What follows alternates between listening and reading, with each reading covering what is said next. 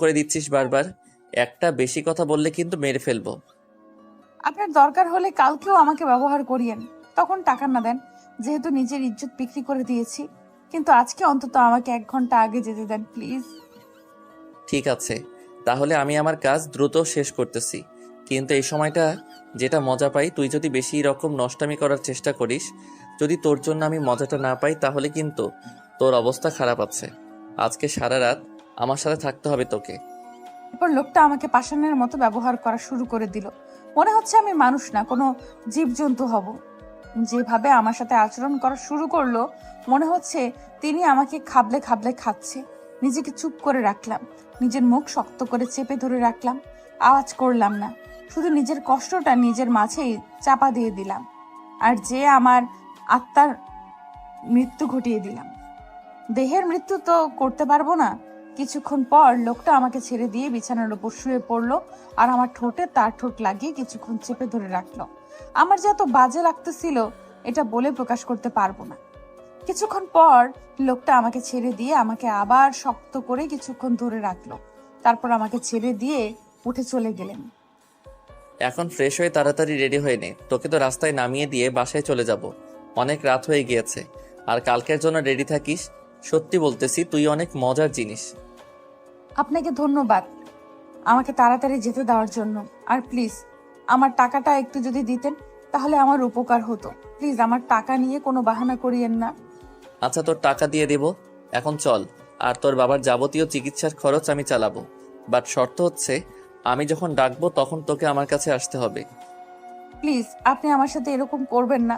আপনি এখন যেটা কাজ করেছেন তার টাকাটা আমাকে দেন, পরেরটা আমি পরে দেখে নেব। আর যেহেতু কথা দিয়েছি কালকে যদি বেঁচে থাকি তাহলে অবশ্যই আপনার। নে টাকা। আর এই নে বকশিস। বেশি বকবক করিস না। আর কালকে যেটা কথা দিয়েছিস তার জন্য রেডি থাকিস। বেশি কথা বলতে পারবো না। রেডি হয়ে নে তাড়াতাড়ি। আপনি 2 মিনিট একটু অপেক্ষা করেন, আমি তাড়াতাড়ি একটু গায়ে পানি দিয়ে নেব, কারণ আমার কেমন জানি লাগতেছে। প্লিজ আমি একটু ওয়াশরুম ব্যবহার করতে চাই। আচ্ছা, তাহলে তাড়াতাড়ি যা। আমি এখানেই আছি। বেশি সময় নিবি না। তাড়াতাড়ি করবি। কারণ একটু পর ভোর হয়ে যাবে।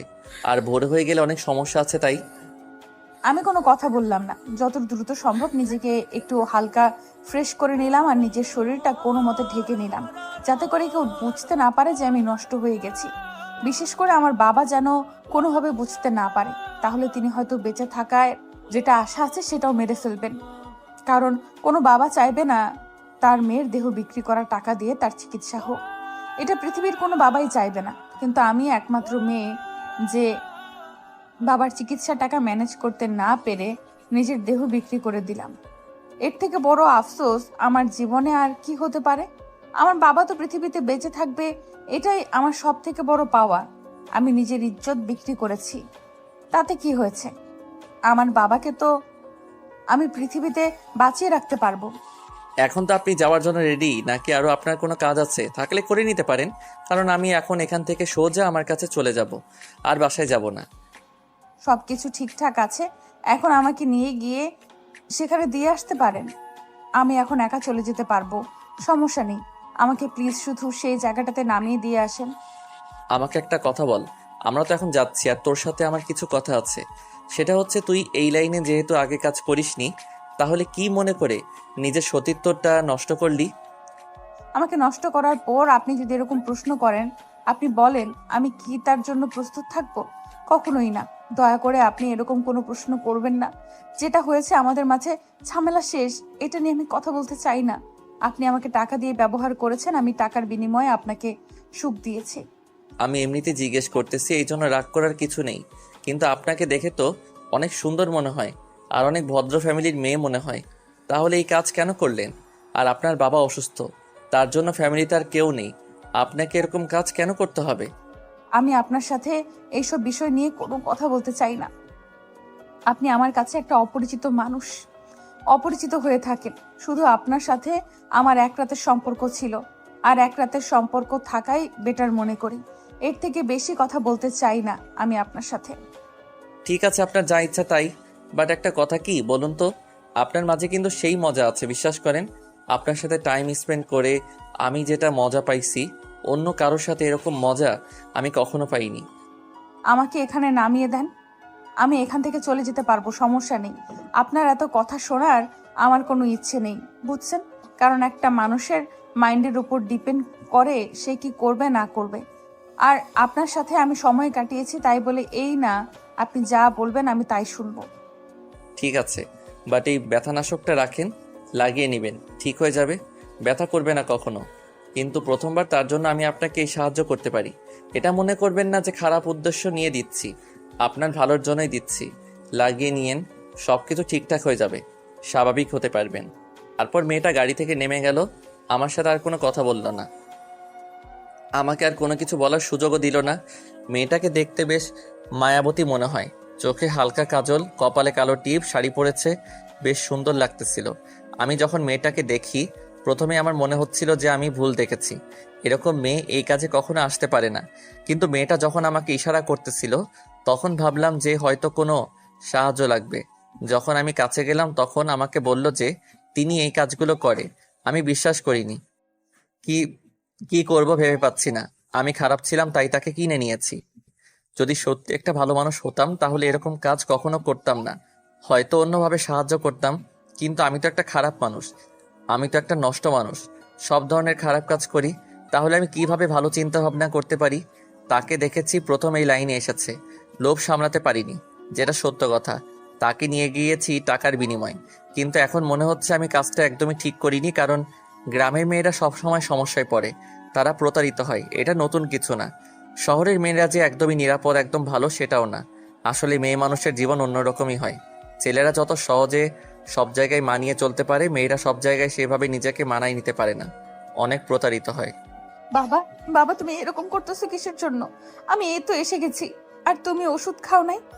তোমার হাতের কাছে না দিয়ে গিয়েছিলাম? মারে, আমি অনেক অসুস্থ। আমি নিঃশ্বাস নিতে পারতেছি না, আমার বুক জাম লেগে যাচ্ছে, শ্বাস নিতে কষ্ট হচ্ছে। আমি কি করব? আমাকে একটু পানি দে। আমি টাকা ম্যানেজ করতে পেরেছি বাবা, কালকে আমরা হসপিটালে যাব, তোমার কিচ্ছু হবে না বাবা। আমি থাকতে তোমার কিচ্ছু হতে দেব না। আমি তোমাকে কালকে হসপিটালে নিয়ে যাব বাবা, তুমি আজকে রাতটা অপেক্ষা করো। পানি দে মা, পানি দে, পানি দে, পানি দে, পানি দে। আমার নিঃশ্বাস বন্ধ হয়ে যাচ্ছে, আমাকে একটু পানি দে, একটু পানি খাবো। আমি একটু পানি খাবো মা।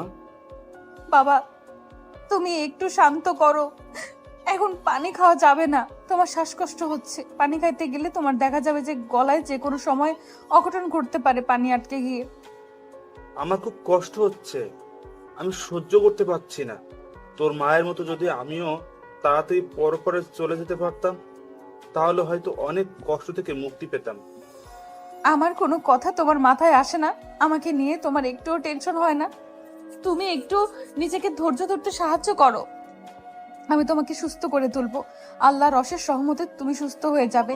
কালকে হসপিটালে নিয়ে যাব তোমাকে, আমি কথা দিচ্ছি তোমার কিচ্ছু হবে না। তুমি শুধু নিজের ভিতর একটু সাহস রাখো। আমার মতো পিতা যেন কারো না হয়, কারণ যার কোনো ক্ষমতা নেই তার মেয়েকে নিয়ে টেনশন করার মতো, যার কোনো ক্ষমতা নেই তার মেয়েকে আনন্দ দেওয়ার মতো, এরকম পিতা যেন কারো না হয়। বাবা তুমি আবার এরকম কথা বলতেছো, আমার কিন্তু ভালো লাগতেছে না। আমি বাহির থেকে আসলাম, তুমি একটু নিজেকে শান্ত করো। আমরা তো কালকে হসপিটালে যাচ্ছি, প্রায় সকাল হয়ে এসেছে, দেখবে সবকিছু ঠিক হয়ে যাবে, তুমি সুস্থ হয়ে যাবে বাবা। আমি একজন বাবা হয়ে আমি একজন বাবা হয়ে একটা মেয়ের জন্য কিছু করতে পারি না, এর থেকে খারাপ কিছু আর কি হতে পারে? আমি অসুস্থ হয়ে পড়ে আছি, আমার জন্য আমার মেয়ে, অবুঝ মেয়ে টাকা জোগাড় করতেছে। কেন বাবা তুমি এরকম করে কথা বলতেছো? আমরা যখন অসুস্থ ছিলাম, যখন বুঝতাম না, তখন তুমি তো আমাদেরকে বড় করেছো, তুমি আমাদের জ্ঞান দান করেছো, তুমি সব কিছু করেছো। আজকে তুমি অসুস্থ, তোমাকে ছেড়ে আমি চলে যাব? মাঝে মাঝে মনে হয় কি জানিস, আমার এরকম একটা মেয়ে আছে, আমি পৃথিবীতে এই মেয়েটার জন্য বেঁচে থাকতে চাই। আমার মেয়েটা আমাকে অসুস্থ সময়ে এতটা সাহায্য করতেছে, এরকম মেয়ে যেন সবার ঘরে ঘরে একটা করে হয়। এই নাও বাবা, এখন একটু পানি খাও, আমরা একটু পরেই বেরিয়ে যাব হসপিটালের উদ্দেশ্যে। এখন তোমার শ্বাসকষ্ট কমে গিয়েছে, এখন পানি খাও, সমস্যা হবে না। এখন একটু পানি খাও, তারপর আমি তোমাকে নিয়ে হসপিটালে যাচ্ছি, আমি একটু ফ্রেশ হই। কথাটা বলে প্রিয়ন্তী সেখান থেকে সরে আসলো। এসে কান্না করতে লাগলো। তার বাবার কি হাল হয়ে গিয়েছে, আর তার প্রচুর ব্যথা করতেছে। তাই সে সেখানে আর বেশিক্ষণ থাকতে পারল না। তার বাবার কষ্ট সে মেনে নিতে পারছে না, তার ভেতরটা ফেটে যাচ্ছে। প্রিয়ন্তী এক সাইডে চলে আসলো। তার বাবার চোখের আড়ালে নিজেকে যতটা সম্ভব ঢেকে রেখে ওষুধ ব্যবহার করলো। তারপর প্রিয়ন্তী নিজেকে মেন্টালিভাবে ঠিক করতে লাগলো। নিজেকে সব কিছু মেনটেন করার ক্ষমতা রাখার জন্য প্রস্তুত করতে লাগলো। কারণ যেটাই হোক না কেন, তাকে ঠিক করতে হবে, তার বাবাকে সাহস দিতে হবে। তারপর প্রিয়ন্তী তার বাবার কাছে চলে আসলো। সে তার বাবাকে রেডি করিয়ে নিয়ে হসপিটালের উদ্দেশ্যে রওনা দিল। টাকাগুলো সাবধানে নিল, যাতে করে ছিনতাই হয়ে না যায়। ভাইয়া, কোথায় তুই? আর আজকে তোর দুলাভাই হসপিটালে যাওয়ার আগে বলে গেল তুই নাকি গতকাল রাতে হসপিটালে ছিলি না। তাহলে সারা রাত কোথায় ছিলি? আমি আমার একটা বন্ধুর বাসায় ছিলাম। আমি ভাবলাম যে বাসায় চলে যাই, কিন্তু আমার বন্ধুটা আমাকে যেতে দিল না, তাই বাসায় ফেরত যাওয়া হয়নি। আজকে তাড়াতাড়ি চলে আসব, বেশি পেশেন্ট দেখব না। জানিস কতটা টেনশনে ছিলাম তোর জন্য। তোকে ফোন করলাম, তোর ফোন বন্ধ, আর তুই আমাকে একটাবার জানাবি না যে তুই আজকে আসবি না? তাহলে আমি একটু নিশ্চিন্তে থাকতে পারতাম। এসব কথা বাদ দাও, এখন বলো দুলাভাই কি হসপিটালের উদ্দেশ্যে বেরিয়ে পড়েছে নাকি এখনো বাসায় আছে? যদি বাসায় থাকে তাহলে একটু তাড়াতাড়ি পাঠিয়ে দাও, আমার ভালো লাগতেছে না। আমি খুব তাড়াতাড়ি চলে যাব। এই তো তোর দুলাভাই রেডি হচ্ছে, এখন বেরিয়ে পড়বে। কিন্তু তুই আজকে কোথাও থাকবি না, বাসায় চলে আসবি তাড়াতাড়ি। আমার ভালো লাগতেছে না, কিন্তু গতকালকে থেকে তোকে দেখতেছি না। তুই তো ভালো করে জানিস আমি যেখানে থাকি ভালো থাকি, আমাকে নিয়ে টেনশন করতে হবে না। তোকে কতবার বলছি নিজের খেয়াল রাখবি, আর তুই আমাকে নিয়ে টেনশন করছিস, সেটা ঠিক না। এবার তোর একটা বিয়ের ব্যবস্থা করতে হবে, বুঝিস না? আমার কথা তো শুনতে চাস না? যখন বিয়ে করিয়ে দেব, বউ যেটা বলবে সেটা শুনবি, তখন বুঝতে পারবি মজা কাকে বলে। তুই এসব কি আবল তাবল কথা বলতেছিস? আমি করব বিয়ে? এটা কখনো সম্ভব না, আমার বিয়ে করা সম্ভব না। আমি এখন কোনো বিয়ে করতে পারবো না, আমার সময় লাগবে। তুই এসব মাথা থেকে ঝেড়ে ফেলে দে। তারপর প্রিয় তার বোনের সাথে কথা বলা শেষ করে ফোনটা রেখে দিল। তারপর তার অ্যাসিস্ট্যান্ট এসে বলল কয়েকটা রোগী এসে পড়েছে। এখন কি প্রিয় রোগী দেখবে নাকি আরো কিছু সময় নেবে, নাকি আজকে কোনো রোগীই দেখবে না, এসব জিজ্ঞেস করলো তার অ্যাসিস্ট্যান্ট। প্রিয় বলল বেশিক্ষণ দেখবে না, 10 থেকে 12টা রোগী দেখেই চলে যাবে। আর এদিকে প্রিয়ন্তী তার বাবাকে নিয়ে এসে অপেক্ষা করতেছে, কখন ডক্টর বসবে, কখন তার বাবাকে ডক্টরের কাছে নিয়ে যেতে পারবে। এইসব টেনশনে মনে হচ্ছে সে ক্ষয় হয়ে যাচ্ছে। প্রিয়ন্তীর সব অবসান শেষ করে প্রিয়ন্তীর ডক্টর এখন রোগী দেখা শুরু করলো। প্রিয়ন্তী একটা দীর্ঘশ্বাস নিল। প্রিয়ন্তীর আগে দুজন রোগী ছিল, তারা অনেক আগেই এসেছে। দুজন রোগীর পর প্রিয়ন্তী তার বাবাকে নিয়ে বসে আছে। তার মানে 3 নাম্বার সিরিয়ালে প্রিয়ন্তী ভিতরে যেতে পারবে তার বাবাকে নিয়ে। প্রিয় সবকিছু দেখাশোনা করা শুরু করে দিল পেশেন্টদের। তারপর তাদের কিছু টেস্ট দিল, টেস্টগুলো করিয়ে নিতে বলল। একে একে 2 জনকে দেখা শেষ করলো। তারপর 3 নাম্বার যখন রোগী তার কেবিনে প্রবেশ করলো, প্রিয় মাথা নিচু করে কি জানি লেখালেখি করতেছিল। হঠাৎ করে মেয়েটার দিকে তাকিয়ে দেখে গতকাল রাতে যে মেয়ের সাথে সারা রাত পার করেছিল, সেই মেয়ে একটা বৃদ্ধ লোক নিয়ে এসেছে।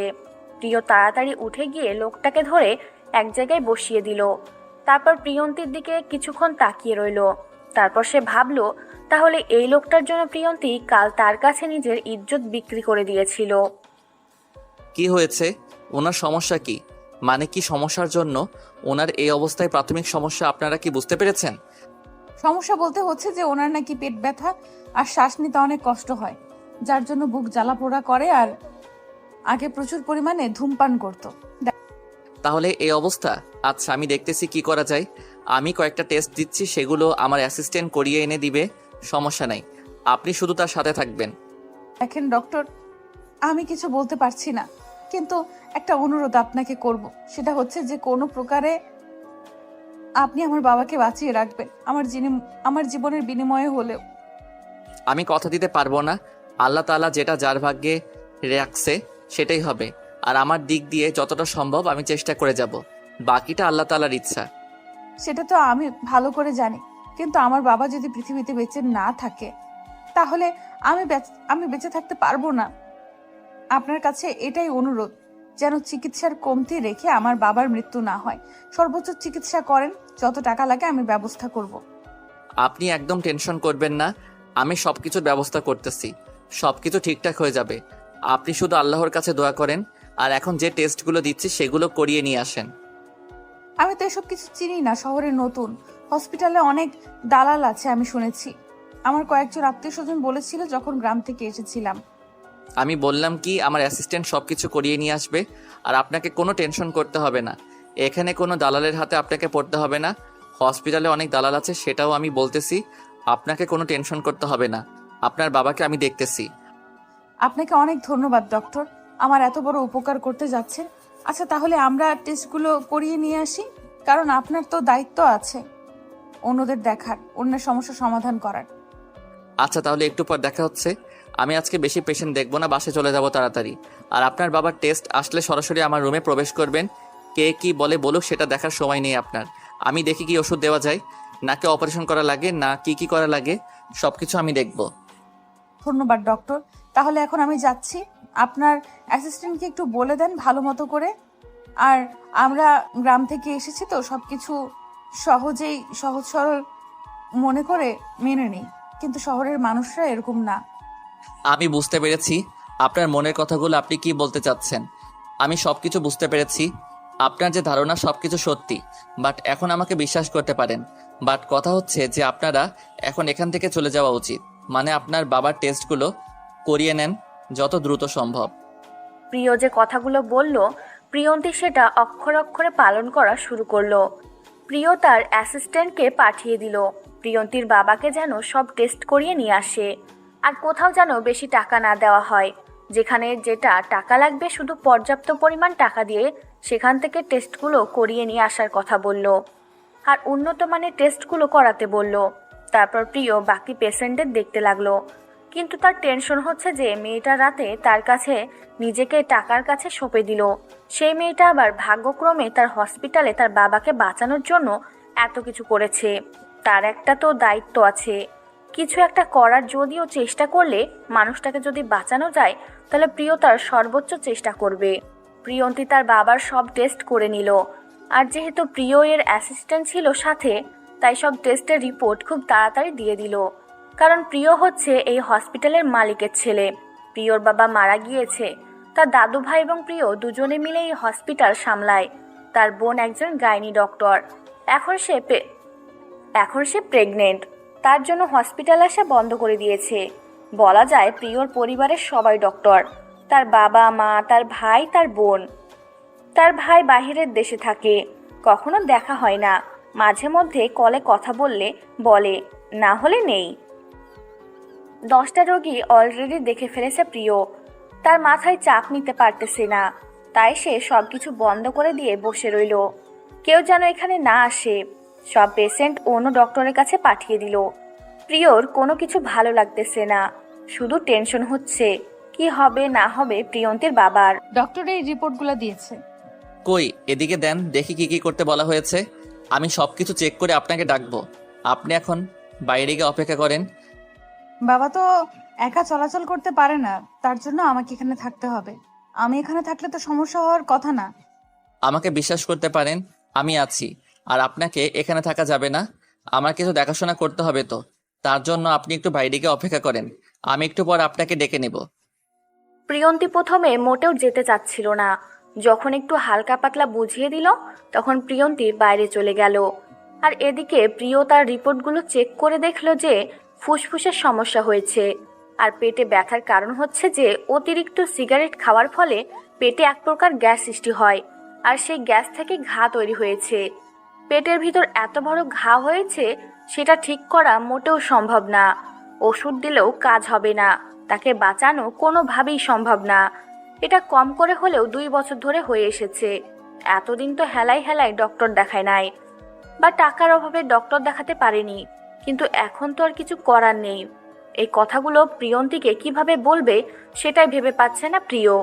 প্রিয়ন্তীকে ডেকে নিল একা প্রিয়। কি হয়েছে আমার বাবার? পরীক্ষা করে কি বুঝলেন? সবকিছু ঠিক আছে তো? কোনো সমস্যা হয়নি তো? কথাটা কঠিন হলো বাস্তব যে আপনার বাবার ফুসফুস নষ্ট হয়ে গিয়েছে, পেটে অনেক বড় ঘা তৈরি হয়ে গিয়েছে। কি বলছেন এসব আবোল তাবোল কথা? কথাগুলো আমি বিশ্বাস করি না। আমার বাবার কিছু হতে পারে না। আপনি ভুল কিছু দেখেছেন হয়তো। আপনি আবার পরীক্ষা করতে দেন। আপনি অযথা উত্তেজিত হবেন না। এখন মাত্র আমরা টেস্টের রিপোর্ট হাতে পেলাম। এখন দেখি আমার কতদূর কি করতে পারি। আমরা আমাদের সর্বোচ্চ চেষ্টা করব। প্লিজ ডক্টর, আপনারা চেষ্টা করেন আমার বাবাকে বাঁচিয়ে রাখার। না হলে আমি কিন্তু শ্বাস বন্ধ হয়ে মারা যাব। একদম টেনশন করবেন না, আমরা সবকিছু দেখাশোনা করতেছি। আপনি নিশ্চিন্তে থাকতে পারেন। এখন কিছু হবে না, বাট আমরা বলতে পারতেছি না কখন ঘটনা ঘটে যাবে। আচ্ছা ডক্টর, কত টাকা লাগতে পারে আনুমানিক? আমাকে যদি একটু হিসাবটা দিতেন, তাহলে আমি সেই হিসেবে টাকার ব্যবস্থা করা শুরু করে দিতাম। আমার গ্রামে ফিরে এসে আমি দেখি আমার কিছু আত্মীয় স্বজন আছে, তাদের থেকে টাকা নিয়ে আসতে পারি কিনা। আগে এত ব্যস্ত হওয়ার কিছু নেই। আগে দেখি আমরা সব ডক্টর মিলে আপনার বাবাকে নিয়ে একটা মিটিং করব। যদি সবাই সাহস পায় অপারেশন করার, তাহলে অবশ্যই আমরা অপারেশন করব। কিন্তু ফুসফুসের সমস্যাটাকে দূর করতে পারবো না। তার জন্য তাকে ধূমপান থেকে মুক্ত রাখতে হবে। আর সব থেকে বড় কথা হলো, ফুসফুসের সমস্যার জন্য তিনি কখন পরপারে পাড়ি জমাবে আমরা সেটা বলতে পারি না। প্লিজ ডক্টর, আপনারা দেখুন, অন্তত আমার বাবার ইচ্ছেগুলো যেন আমি পূরণ করতে পারি, তাকে যেন আমি সুস্থ করতে পারি এবার। প্লিজ আপনি সেই মোতাবেক একটা কিছু করেন। আমি জানি আল্লাহ তাআলা যার যেভাবে মৃত্যু রেখেছে, তার মৃত্যু ঠিক তেমন ভাবেই হবে। কিন্তু আমার বাবার কিছু আবদার আছে, আমি যেন সেই আবদারগুলো পালন করতে পারি, সেই ব্যবস্থা করে দেন। আপনি এখন টেনশন করবেন না। আমরা দেখতেছি কতদূর কি করা যায়। আমরা আমাদের সর্বোচ্চ চেষ্টা করব। আমি বলতেছি তো, এখন আপনি কি নিশ্চিন্তে একটু ঠান্ডা মাথায় থাকার চেষ্টা করেন। আমরা দেখতেছি, মিটিং শেষ করে আপনাকে জানাবো। প্রিয়ন্তী কোনোভাবেই নিজেকে ঠিক রাখতে পারতেছে না। আর এদিকে প্রিয় কি বলবে কিছু বলার ভাষা নাই তার মুখে। যে একটা মেয়ে বাবাকে কতটা ভালোবাসলে নিজের দেহ বিক্রি করা টাকা দিয়ে তার চিকিৎসা করাতে চায়। একটা মেয়ে একটা বাবাকে কতটা ভালোবাসলে তাকে এই পৃথিবীর মুক্ত আকাশের নিচে বাঁচিয়ে রাখতে চায়, নিজের জীবন দিয়ে হলেও। আজকে প্রিয়ন্তীর এরকম ব্যবহার, এরকম বাবা মায়ের উপর ভালোবাসা, এরকম তার বাবার প্রতি অতিরিক্ত ভালোবাসাটা প্রিয় কেন জানি মেনে নিতে পারতেছে না। কারণ তার বাবা মা তাকে কখনো সময় দেয়নি। তারা সব সময় ব্যস্ত ছিল নিজেদের কাজে। তাদেরকে কখনো এতটা আদরে রাখেনি। তাদের যে চাহিদাগুলো ছিল সেগুলো মিটিয়েছে, কিন্তু তাদের যে ভালোবাসাটা দরকার ছিল, ভালোবাসাটা কখনো অনুভব করতে পারেনি। প্রিয় সব কিছু ব্যবস্থা করলো, মিটিং ডাকলো, ভিডিও কনফারেন্সে কয়েকজন আমেরিকান ডক্টরের সাথে কথা বলল। সব কিছু দেখাশোনা করার পর সবাই বলল যে এটা কোনোভাবেই সম্ভব না, অনেক রিস্ক। অপারেশন থিয়েটারে রোগী মারা যেতে পারে। আর অপারেশন করে কোনো কিছু হবে না, কারণ তার ফুসফুসের সমস্যা ধরা পড়েছে। আর শ্বাসকষ্টের যে কোনো সময় তার শ্বাসরোধ হতে পারে। তারপর সবাই একটা ডিসিশন নিল যে তাকে হাই পাওয়ার মেডিসিন দিয়ে 6 থেকে 7 বাঁচিয়ে রাখা যাবে। সবকিছু ঠিকঠাক করে হঠাৎ করে তিনি এই পৃথিবী থেকে চলে যাবে। সবাই শেষ পর্যন্ত এই সিদ্ধান্তে উপনীত হলো। আর এই সিদ্ধান্ত কাউকে জানানো হবে না। তারপর প্রিয় সেখান থেকে বের হয়ে এসে দেখে প্রিয়ন্তী তার রুমের সামনে এসে দাঁড়িয়ে আছে। দেখে মনে হচ্ছে কতদিন ধরে কিছু খায় না, একদম শুকিয়ে গিয়েছে। আপনি এখন এখানে দাঁড়িয়ে আছেন। আপনার বাবা তো ঠিক হয়ে যাবে, সমস্যা নেই। আমরা সবাই মিটিং করলাম, কথা বললাম, সবাই বলতেছে যে ঠিক হয়ে যাবে। কিছু মেডিসিন এখন আবিষ্কার হয়েছে, সেই মেডিসিনগুলো দিলে অনায়াসে দেখবেন যে 15 দিনের মধ্যে একদম আগের মতো হয়ে যাবে। আপনি সত্যিই বলছেন আমার বাবা 15 দিনের মধ্যে ঠিক হয়ে যাবে, নাকি আমাকে মিথ্যা আশ্বাস দিচ্ছেন? প্লিজ আমাকে কোনো মিথ্যা আশ্বাস দিবেন না, যেটা সত্যি সেটাই বলেন। আমরা মিথ্যা আশ্বাস দিচ্ছি না, আমরা কাজে প্রমাণ করে দেখিয়ে দিব। আর আপনাকে দেখে মনে হচ্ছে কতদিন ধরে কিছু খাচ্ছেন না।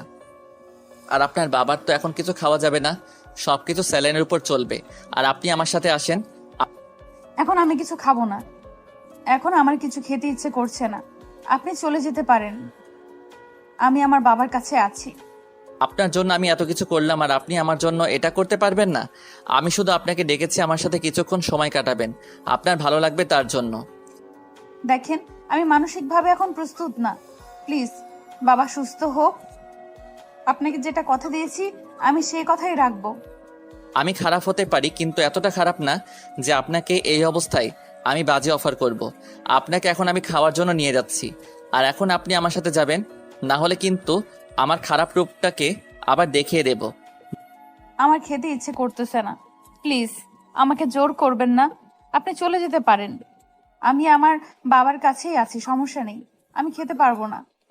দেখেন, এখন যদি আমরা আপনার বাবাকে সুস্থ করে তুলতে পারি, তখন আপনি অসুস্থ হয়ে গেলেন, তখন আপনার বাবা আপনাকে টেনশন করে আবার অসুস্থ হয়ে যাবে। তার থেকে ভালো আপনি সুস্থ থাকেন, দেখবেন আপনার বাবা সুস্থ হয়ে যাবে।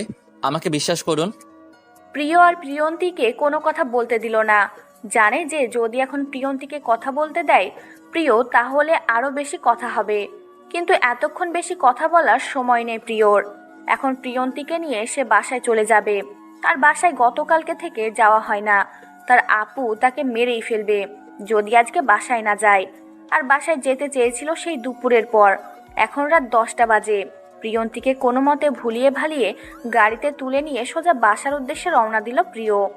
প্রিয়ন্তী কিছুই বুঝতে পারতেছে না, কারণ এখনকার জায়গা কোনো কিছুই চেনে না।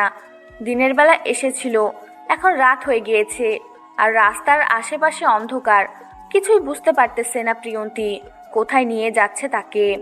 প্রিয়ন্তী 10-15 মিনিট বসে থাকার পর মনে হলো তাকে কোথাও নিয়ে যাওয়া হচ্ছে।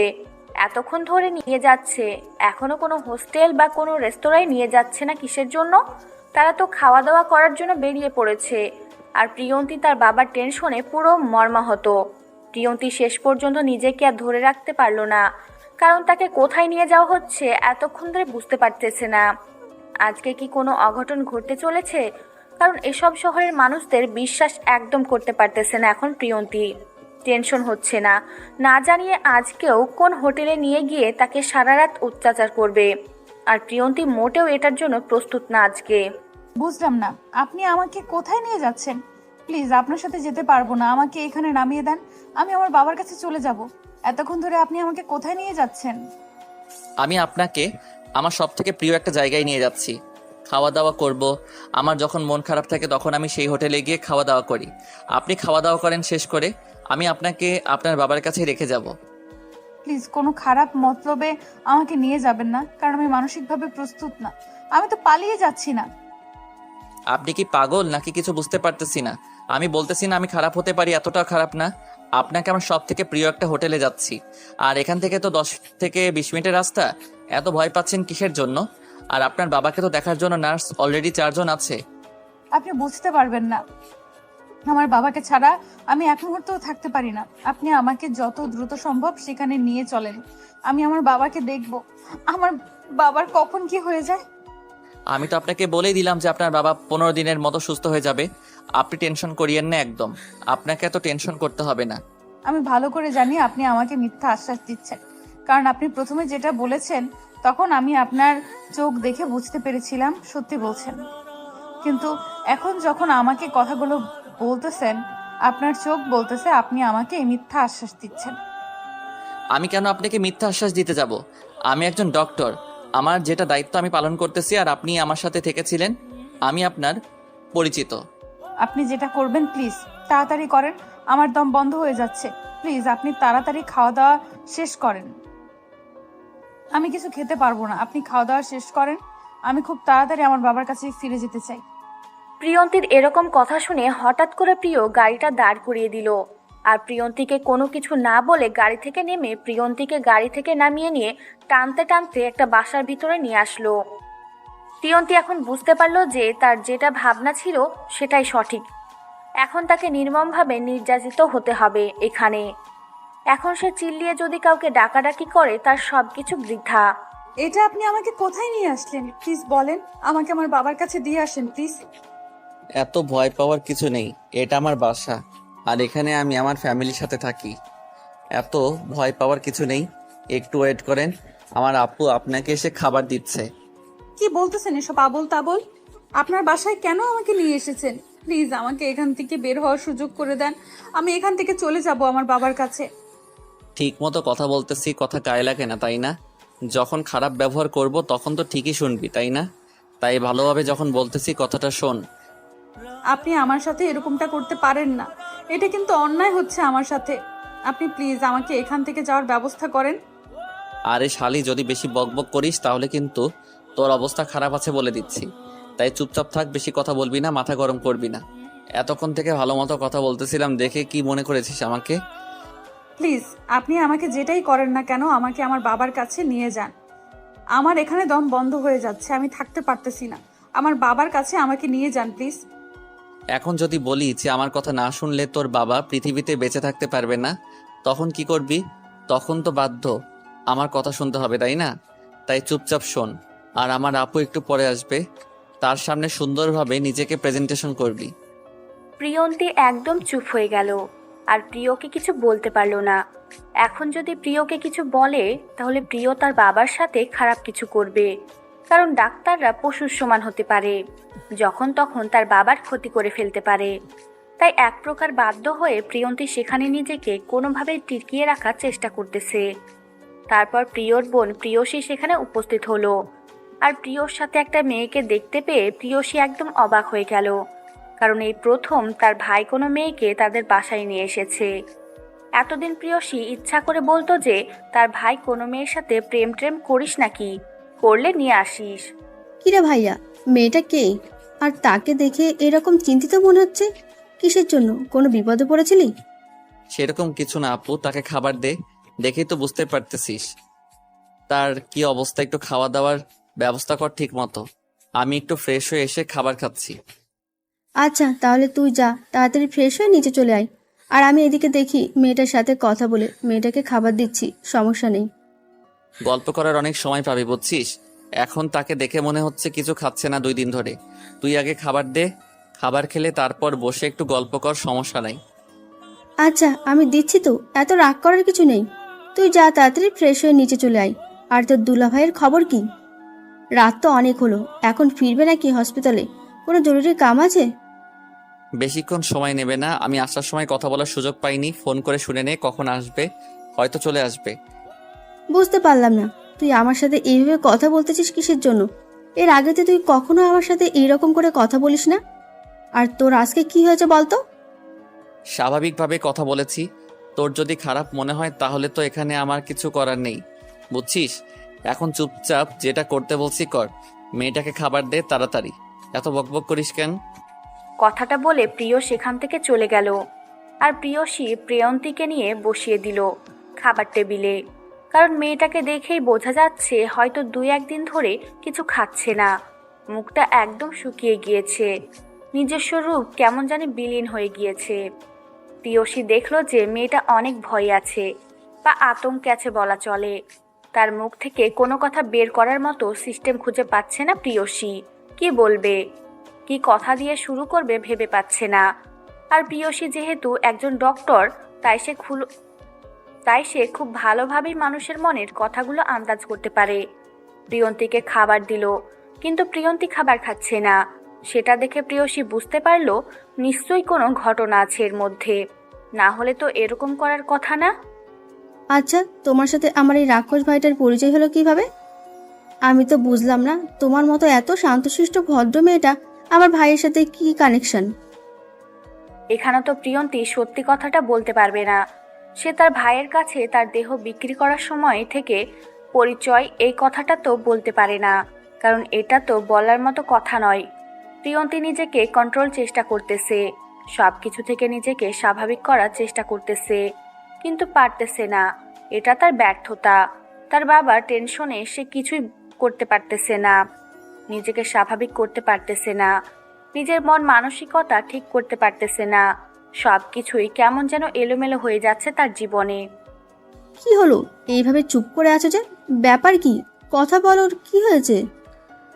তোমার সমস্যা কি? তুমি এইভাবে চুপচাপ থাকলে আমার ভালো লাগে না। আমার কথা বলা মানুষ খুব ভালো লাগে। আসলে আপু, আমার আব্বু অনেক অসুস্থ, তাকে নিয়ে ডক্টরের কাছে এসেছিলাম। আর ডক্টরটা আপনার ভাই ছিল। আর আব্বুর অবস্থা খুবই খারাপ। আমাকে বলল যে হোটেলে গিয়ে কিছু খেয়ে তারপর আমাকে হসপিটালে নিয়ে নামিয়ে দেবে, কিন্তু তিনি সেটা না করে আমাকে বাসায় নিয়ে আসলেন। আমি তো বুঝলাম না কিছু। ও আচ্ছা, তাহলে এই ব্যাপার। সমস্যা নেই, খাওয়া দাওয়া করো, তোমাকে আবার হসপিটালে নিয়ে যাওয়া হবে, সমস্যা নেই। টেনশন করো না, তোমার কিচ্ছু হবে না। যেহেতু আমার ভাইয়া তোমার বাবার চিকিৎসার দায়িত্ব নিয়েছে, নিশ্চিন্তে থাকতে পারো।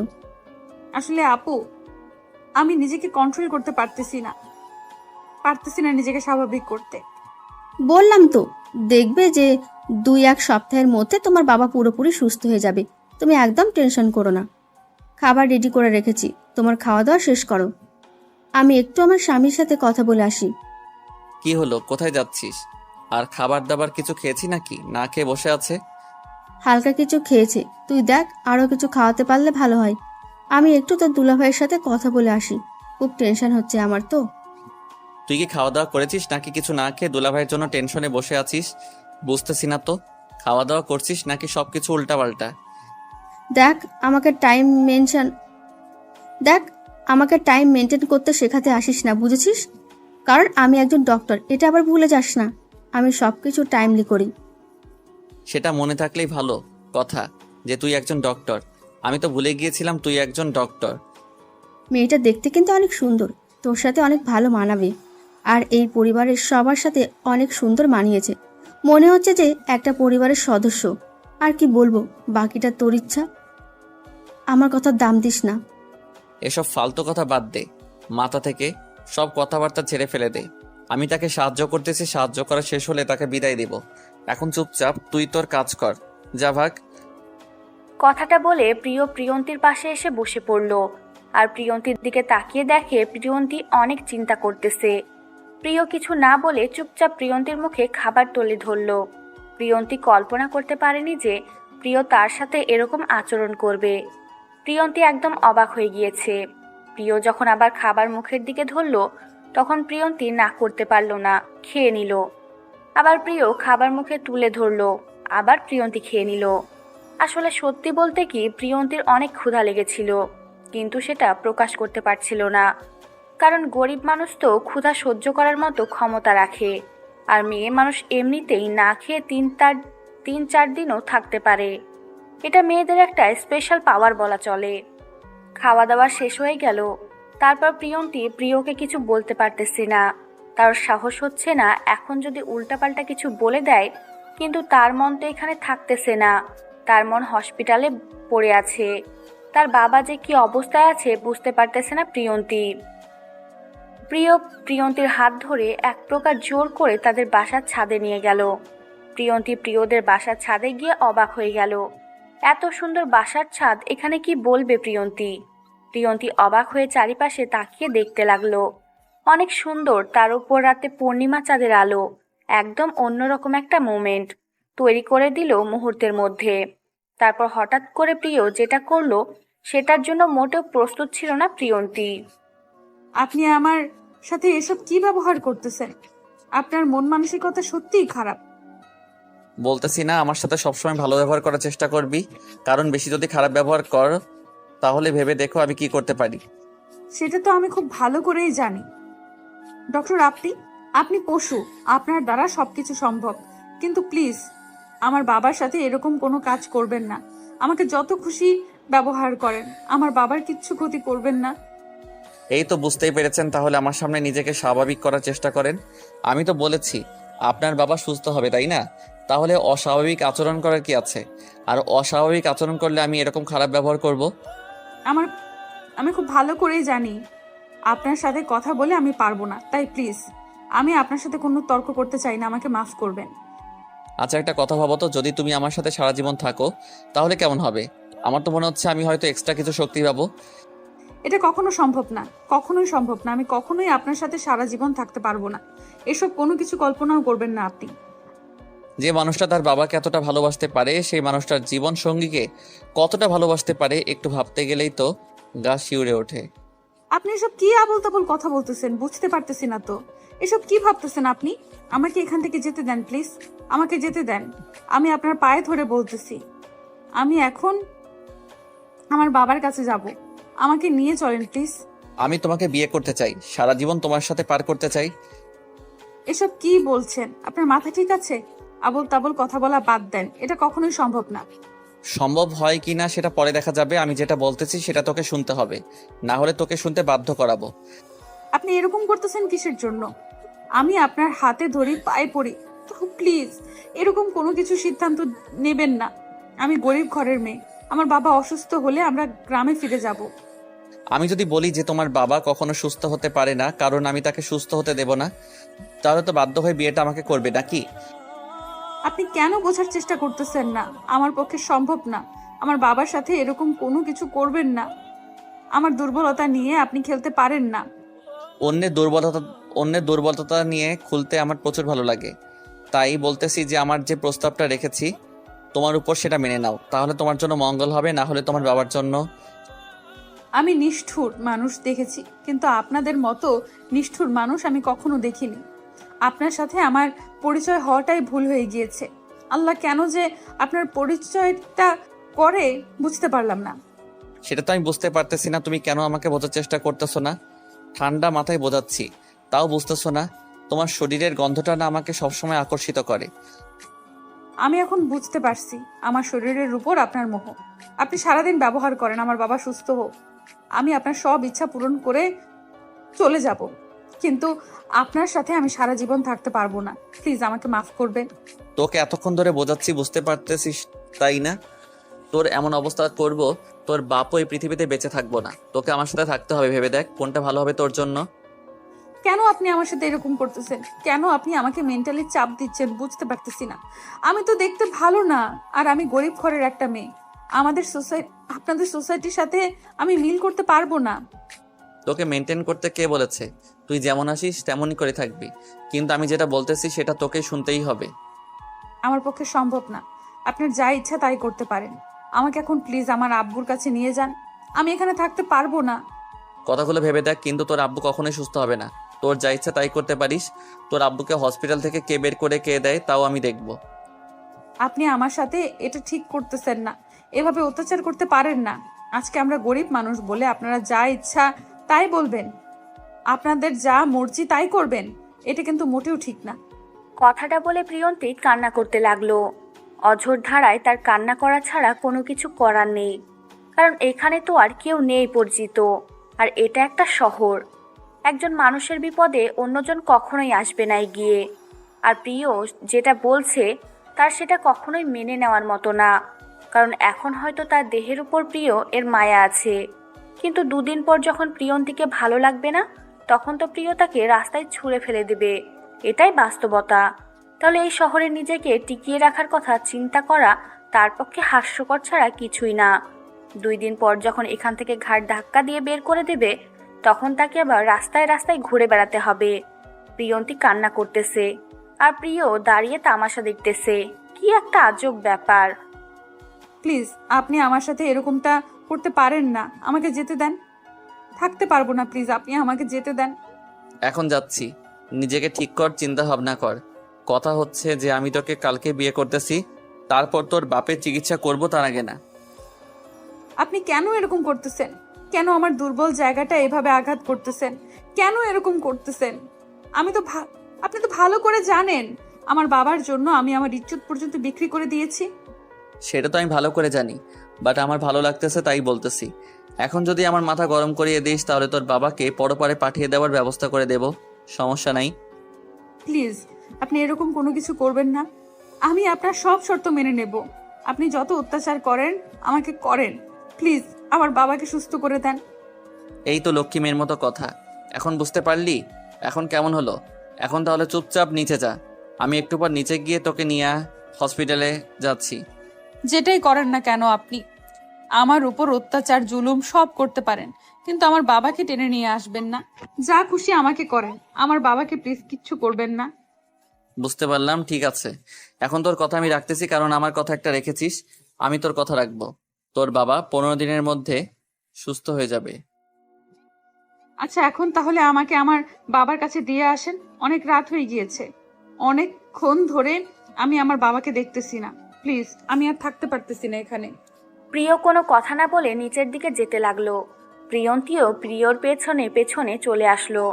তার তো কোনো কিছু করার নেই, তার দুর্বল জায়গায় আঘাত করে তাকে সব কিছু করাতে বাধ্য করতেছে।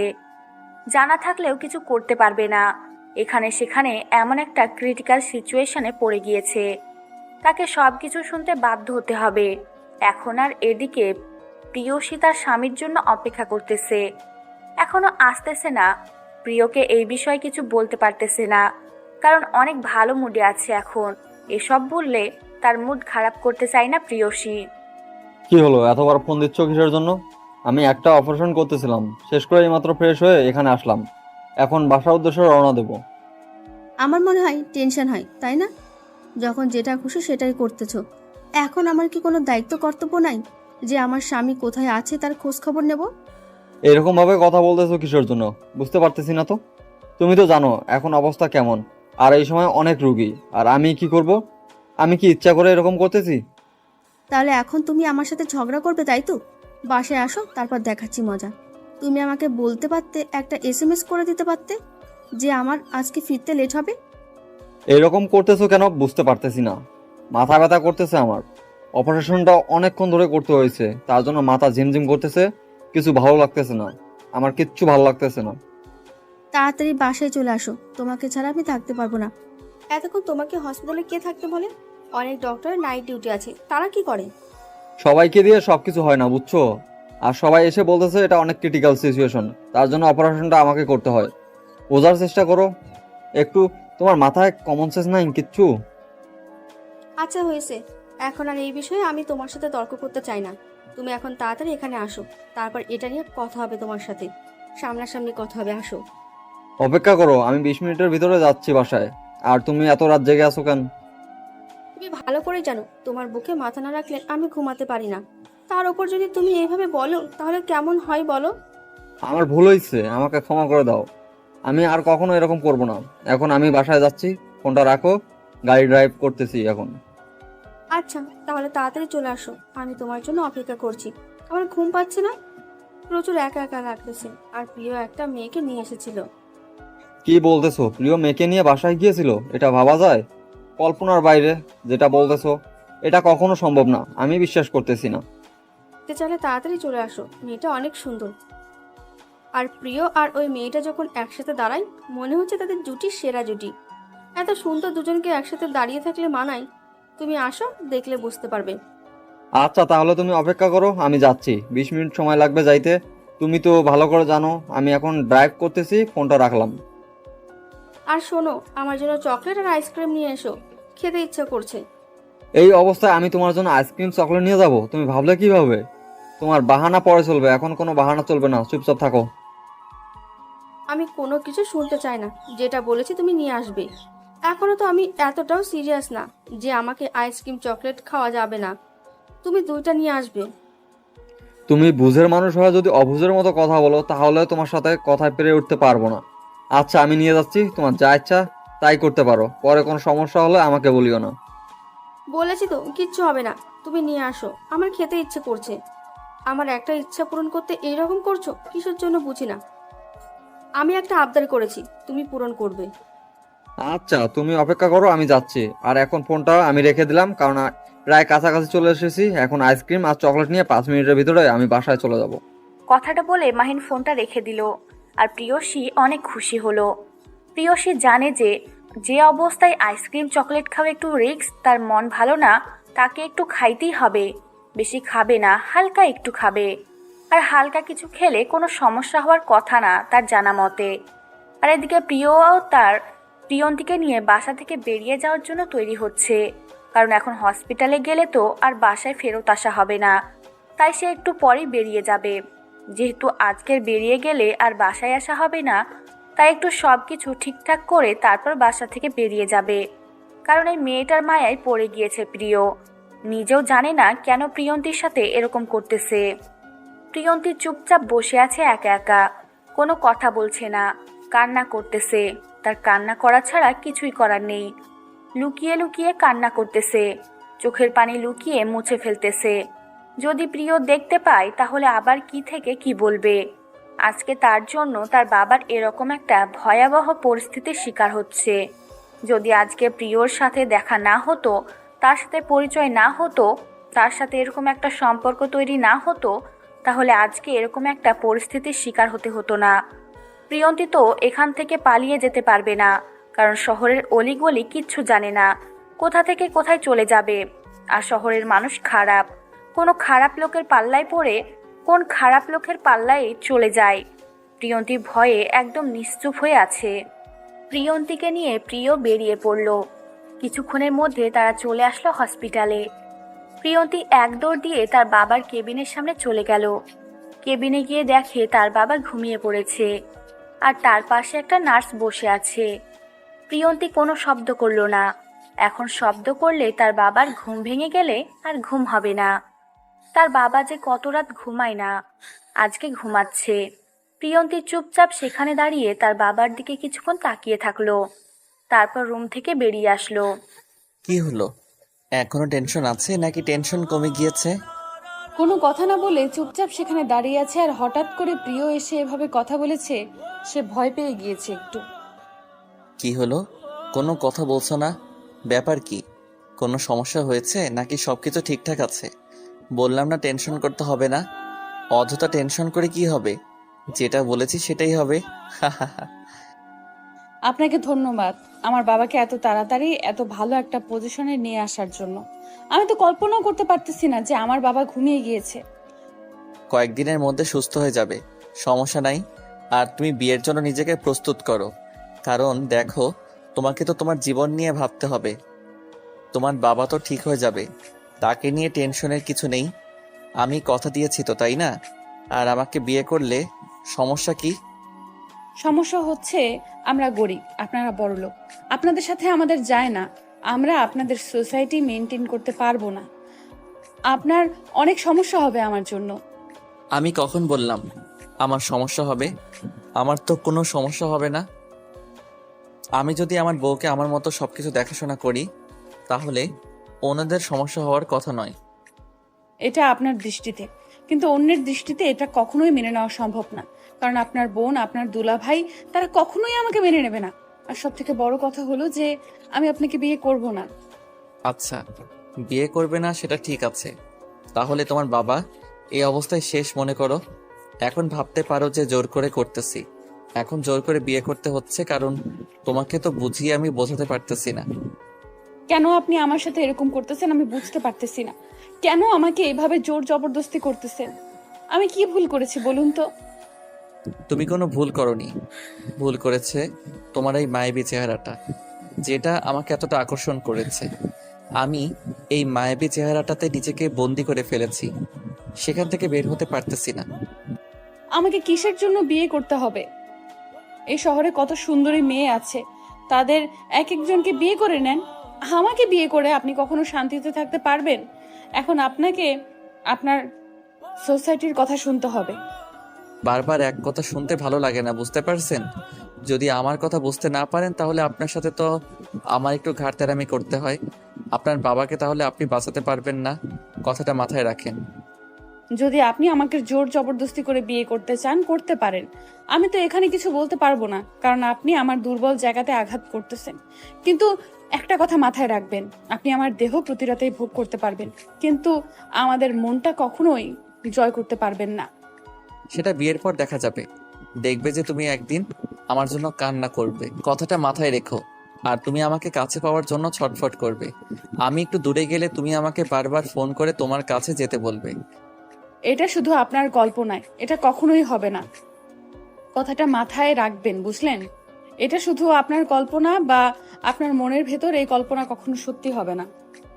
আচ্ছা, সেটা পরে দেখা যাবে। আজকে আমি সবকিছু ঠিকঠাক করতেছি, রাতে আমরা বিয়ে করতেছি। নিজেকে প্রস্তুত করেন। আর যদি একটু কোনোরকম পালানোর চেষ্টা করেন, তাহলে আপনার বাবা তো শেষ। কথাটা মাথায় রাখবেন।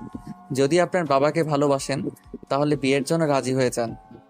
কথাটা বলে প্রিয় সেখান থেকে চলে গেল। প্রিয়ন্তী সেখানে বসে কান্না করা শুরু করে দিল।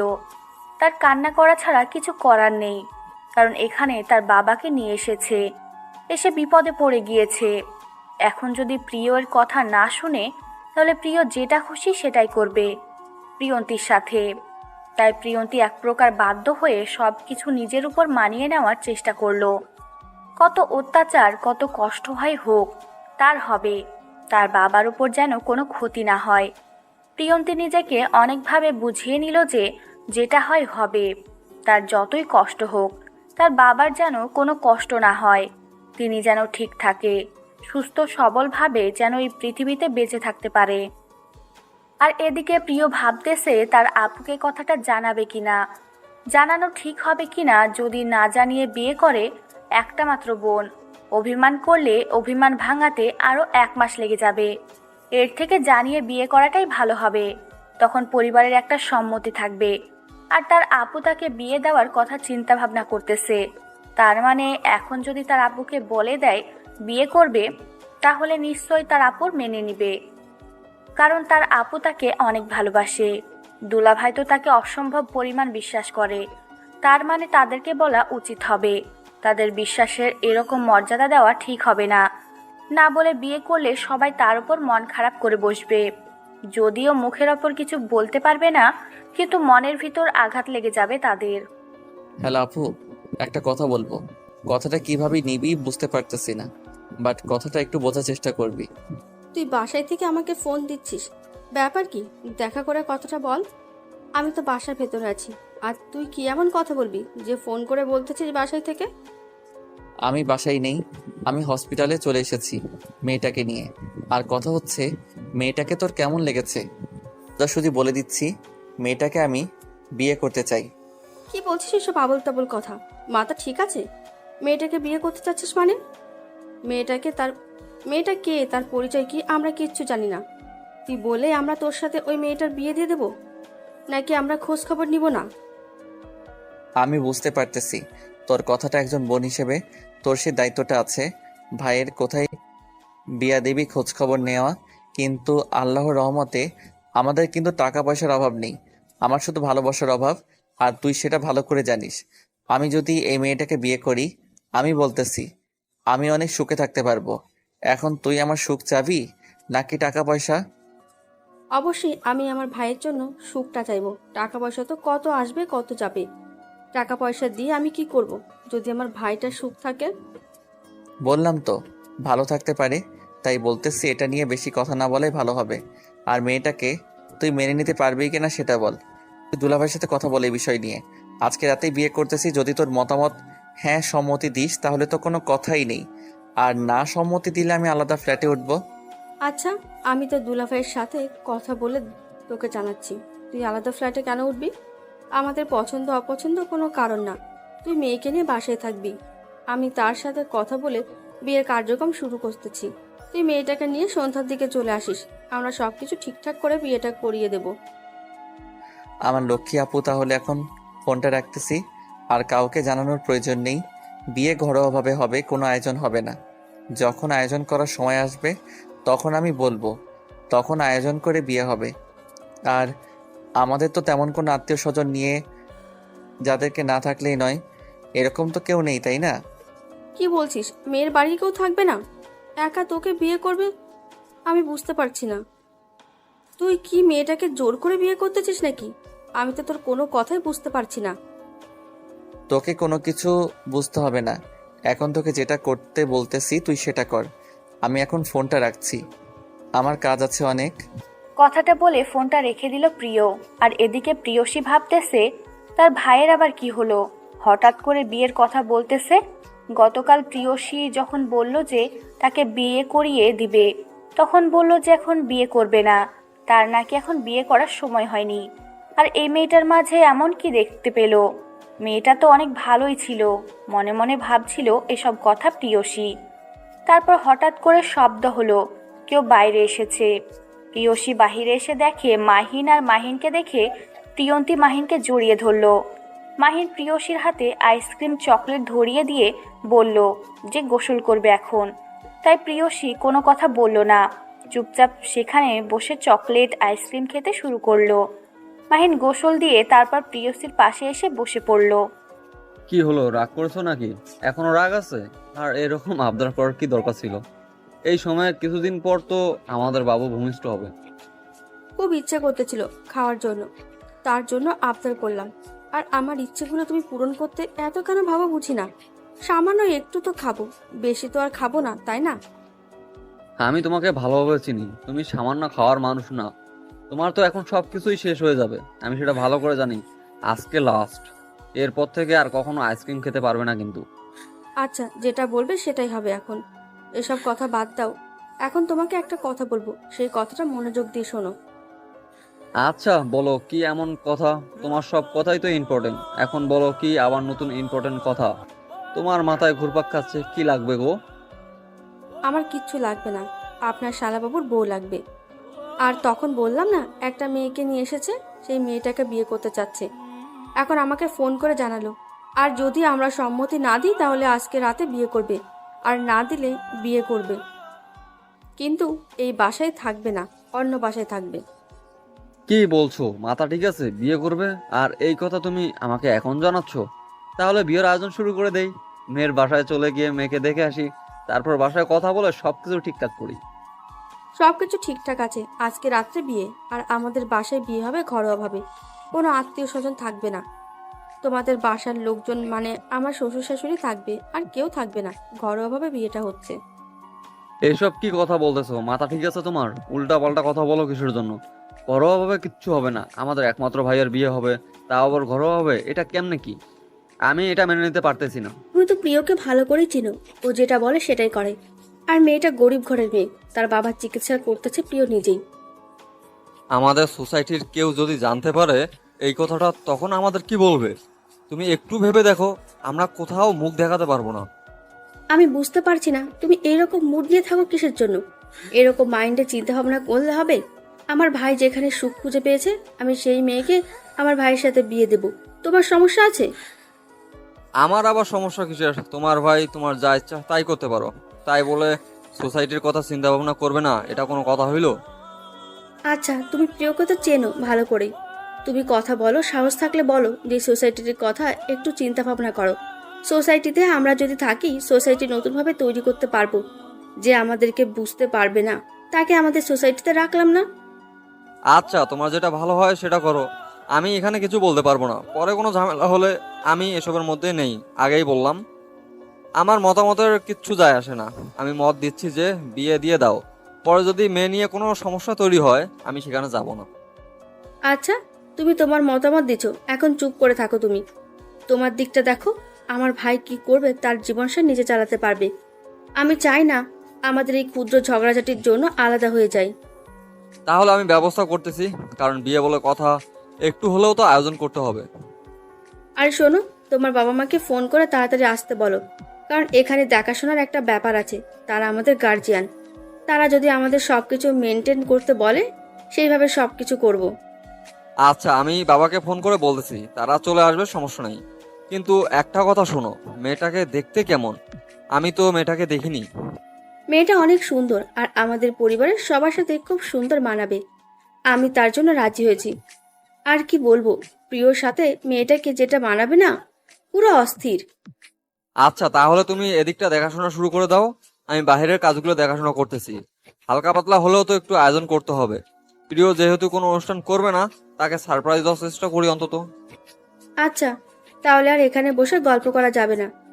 আমি তো ভারী কাজ করতে পারবো না, তাই তুমি বাসার কাজের লোক নিয়ে আসো। তোমার কোনো যদি পরিচিত কেউ থাকে যারা কাজ করে, তাদেরকে ফোন করে বলো আমাদের বাসায় এসে সুন্দর করে একটু পরিপাটি করে গুছিয়ে রাখুক। আচ্ছা, থাকো তাহলে তুমি। এদিকে তোমার ভাইয়ার সাথে তুমি কথা বলো, আর আমি দেখি কি করা যায়। তুমি তোমার ভাইয়াকে বলো, মানে আমার শালাকে বলো যে তাড়াতাড়ি যেন চলে না আসে, একটু লেট করেও যেন আসে, আমরা হাতে যেন সময় পাই। কথাটা বলে মাহিন বেরিয়ে পড়ল, কারণ তার এখন অনেক কাজ আছে, আর কাজগুলো করতে হবে। বিয়ে বলে কথা, আর অনেক দিন পরে বাসায় বিয়ে হচ্ছে, তার মানে তাকে তো নিজ হাতে সব দায়িত্ব পালন করতে হবে। মাহিন তার বাবাকে ফোন করে বলল তার মাকে নিয়ে যত দ্রুত সম্ভব এখানে চলে আসার জন্য। তার বাবা মাকে বলে দিয়ে বাকি কাজের লোকদের খোঁজাখুঁজি করতে লাগলো। সবাইকে খুব দ্রুত ম্যানেজ করে নিতে পারলো, কারণ তারা এখানে অনেক দিন ধরে আছে, আর অনেক পরিচিত মানুষ আছে যাদেরকে বিনামূল্যে সেবাদান করে তারা। এদিকে প্রিয় আর প্রিয়ন্তী দুজনে বসে আছে একসাথে, আর প্রিয়ন্তী বারবার তার বাবার কাছে যেতে চাচ্ছে, কিন্তু প্রিয় তার বাবার কাছে তাকে যেতে দিচ্ছে না। দেখো, এখন যদি তুমি তোমার বাবার কাছে যাও তাহলে কান্না করবে, এটা করব ওটা পড়বে, তার ঘুম ভেঙে গেল, তার সমস্যা হবে। আমি চাই না তার সুস্থ হতে বেশি সময় লাগুক। আমি বলেছি তো আমি এরকম কোনো কিছু করব না। আমি আমার বাবার পাশে বসে থাকবো, বা সেখানে আমি একটু নিজেকে কন্ট্রোল করব, কারণ আমার মন মানসিকতা বলতে কিছু আছে। আমি তোমাকে ভালো করে চিনি না, তুই সেখানে গেলে উল্টাপাল্টা কিছু একটা করবে, তাই চুপচাপ এখানে বসে আছো, বসে থাকো। তার মানে আপনি চাচ্ছেন না আমি আমার বাবার কাছে যাই? আপনি কি ভাবছেন আমি আপনার সাথে থাকবো, তাই না? দেখেন, একটা মানুষের মতের বিরুদ্ধে গিয়ে তাকে বিয়ে করতেছে, অন্তত তাকে হালকা একটু স্বাধীনতা দেন। আচ্ছা যাও, কিন্তু কোনো ধরনের শব্দ করার চেষ্টা করবে না। সেটা তোমার বাবার ভালোর জন্যই বলতেছি, আমার ভালোর জন্য না। তুমি যদি বোকার মতো শব্দ করো আর তার যদি কোনো ক্ষতি হয়, আমাকে কোনো দোষারোপ করতে পারবে না। অন্তত তাকে হালকা একটু স্বাধীনতা দেন, আমি সেটার দায়ভার নিজে নিব। আপনাকে আমি কোনো দোষারোপ করব না। এখন অন্তত আমাকে যেতে দেন, আমার অনেক কাজ আছে, নিজেকে মেন্টালি ঠিক করতে হবে। আপনি তো জোর জবরদস্তি করে সবকিছু করতেছেন। কথাটা বলে প্রিয়ন্তী সেখান থেকে চলে গেল। আর এদিকে প্রিয় মনে মনে ভাবতেছে, এটা কি ঠিক হচ্ছে? আবার প্রিয় মনে মনে ভাবতে লাগলো, এটাই ঠিক হচ্ছে। কারণ কয়েকদিন পর তার বাবা এই পৃথিবী থেকে চলে যাবে। তখন মেয়েটাকে দেখবে কে? সমাজের যেখানে যাবে সেখানেই হয়তো বা বাজে অফার পাবে। শেষ পর্যন্ত কোনো উপায় না পেয়ে পতিতালয় চলে যাবে। আর প্রিয় এটা কখনো মেনে নিতে পারবে না।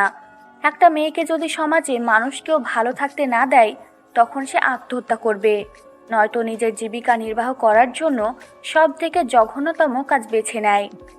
প্রিয় নিজেকে বোঝানোর চেষ্টা করতেছে, কিন্তু সে বুঝতে পারতেছে না কেন এরকম বলতেছে। মেয়েটা ভালো আছে, তার সাথে ভালোভাবে সময় পার করার মতো একটা মন মানসিকতা তৈরি হয়ে গেছে প্রিয় মনে। কিন্তু প্রিয় একটা কথা বুঝতে পারতেছে না, কেন সে মেয়েটাকে বিয়ে করতেছে।